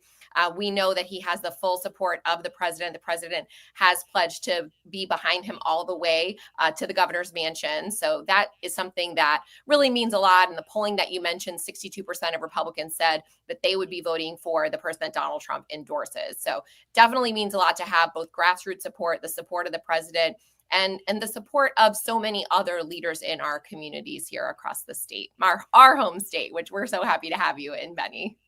So yes, I mean, when we were looking to move, Florida was obviously top of the list, but we were also looking at Texas. We were looking at Ohio and Tennessee for a little bit. I saw something interesting out of Ohio, that in the Ohio state legislature, there was a bill that is now gaining a ton of traction of getting rid of property taxes. And also Governor DeSantis has been talking about this quite publicly, and how why do I have to continue to pay money on something that I own? That makes no sense. It doesn't happen for anything else. Nothing else that I buy, I have to constantly keep paying taxes on. This is, I think, would create like a massive inflow of young people and affordability here in the state of Florida, because it's just crippling the amount of property taxes that you pay in certain municipalities. Where do you stand on that? And is that something that we could expect in a Donald's administration? Yeah, I'm definitely a huge supporter of getting rid of property taxes. As you know, Florida is a low tax state in every aspect. We have no income taxes in Florida. We have a relatively low sales tax. We have so many tourists coming in, paying that sales tax and helping our state budget. Our local communities, however, are completely dependent on property taxes. So we can't just get rid of it tomorrow. How are you going to fund your schools, your police and fire services, your transportation services locally? So that does have to be worked out. You don't want local governments hiking the sales tax in their community, because they don't have those property taxes in order to fund the local government. So that has to be addressed while we're talking about eliminating property taxes overall. But I completely agree, especially when our property values have gone up so much. That doesn't put cash in our pockets. That's just a value for now. It could also go down. But we have to take cash out of our pockets to pay those property taxes when the values go up. So definitely need to look at all aspects of this and how we're going to fund our local governments if we're not going to use property taxes to do so, especially in our rural counties that don't have the tourism base that we have here in Naples, for example. Well, all right. I mean, I'm tired of seeing California brag that it has like a bigger economy than Florida's. Okay, so that's something I'm going to demand it. I'm going to hold you to it, Erica.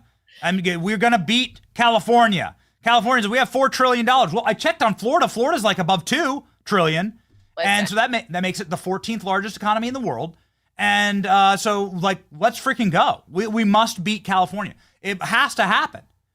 I completely agree, and we will. Byron's been talking about on the campaign trail that Florida is going to be the financial hub of the world, not just of the country. Forget New York, forget Chicago. It's all going to be happening in Florida. Not only that, but the digital asset capital of the world as well. We're already seeing that happen in Miami. And when NASA headquarters is moved to Florida, not to Texas, as is supported by our entire delegation, bipartisan, and as well as our governor and leadership here, we're also going to have an aerospace hub and a tech hub in that area of Florida. Florida is up and coming. We're no longer just a retirement state or a tourism state. We're an everything state, and that is going to make our economy grow. We're definitely going to beat California. Don't you worry about it, Benny. All right. Follow the great Erica Donalds on her social media. Here she is. She's on her way to 100,000 followers. She's got a beautiful family and a very, very bright future. The future of Florida looks very, very bright because we have young, dynamic leadership, not leadership that needs to secretly be in a wheelchair. And I know this as a matter of fact. I've seen Byron we went to the UFC. We went to UFC together, and he walked in with President Trump just the other weekend. Yeah, it was awesome with all of our boys. We really got a lot of parent points for that, Benny. That's right. Kids to UFC. It was awesome. And meeting this such a superstar. One of these days, Byron in the octagon. Okay, that's what we're looking for. Thank you so much, Erica. Godspeed. Everyone, follow and give power to the people who are fighting for us. Thanks, Benny, for all you do. Yeah.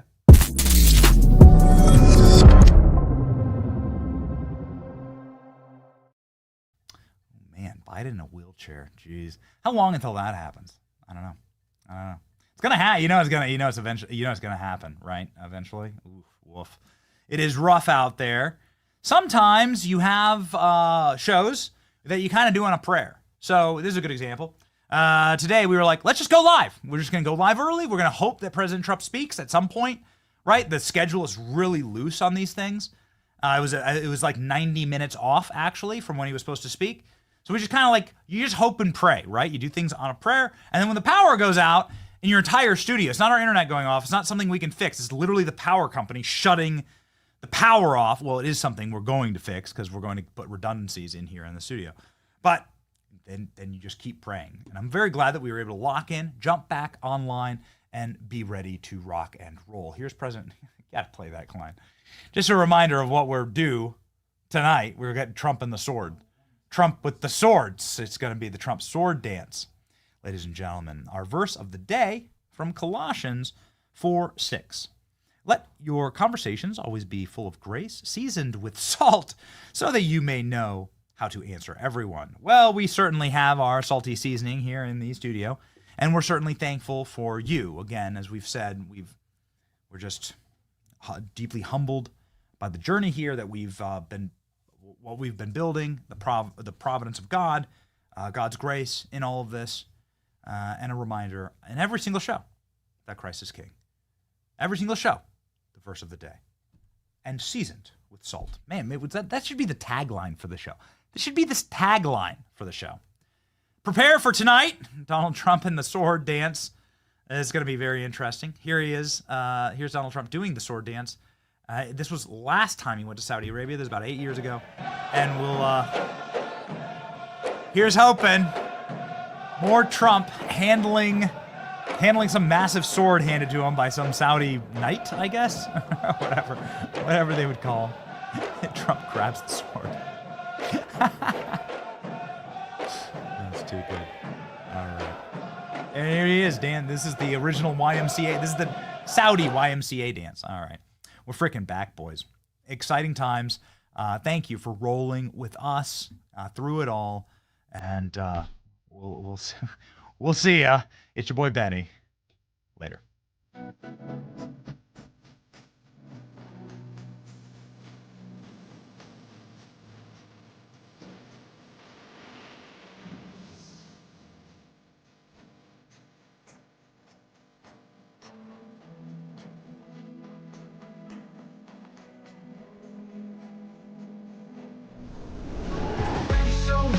Truth gon' be faith and freedom on your TV screen. Stand up strong, battle through the night. The Benny Show's here, bringing liberty to life. From the speeches to debates, Benny sharp like a blade, cutting through the lies. Watch the truth cascade with the warrior's heart.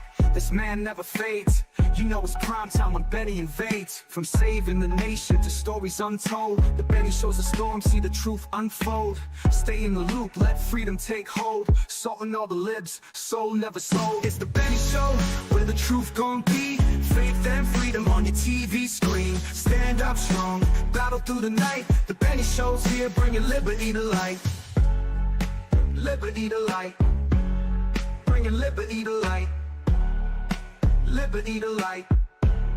Bringing liberty to life. From the speeches to debates, Benny sharp like a blade, cutting through the lies. Watch the truth cascade with the warrior's heart. This man never fades.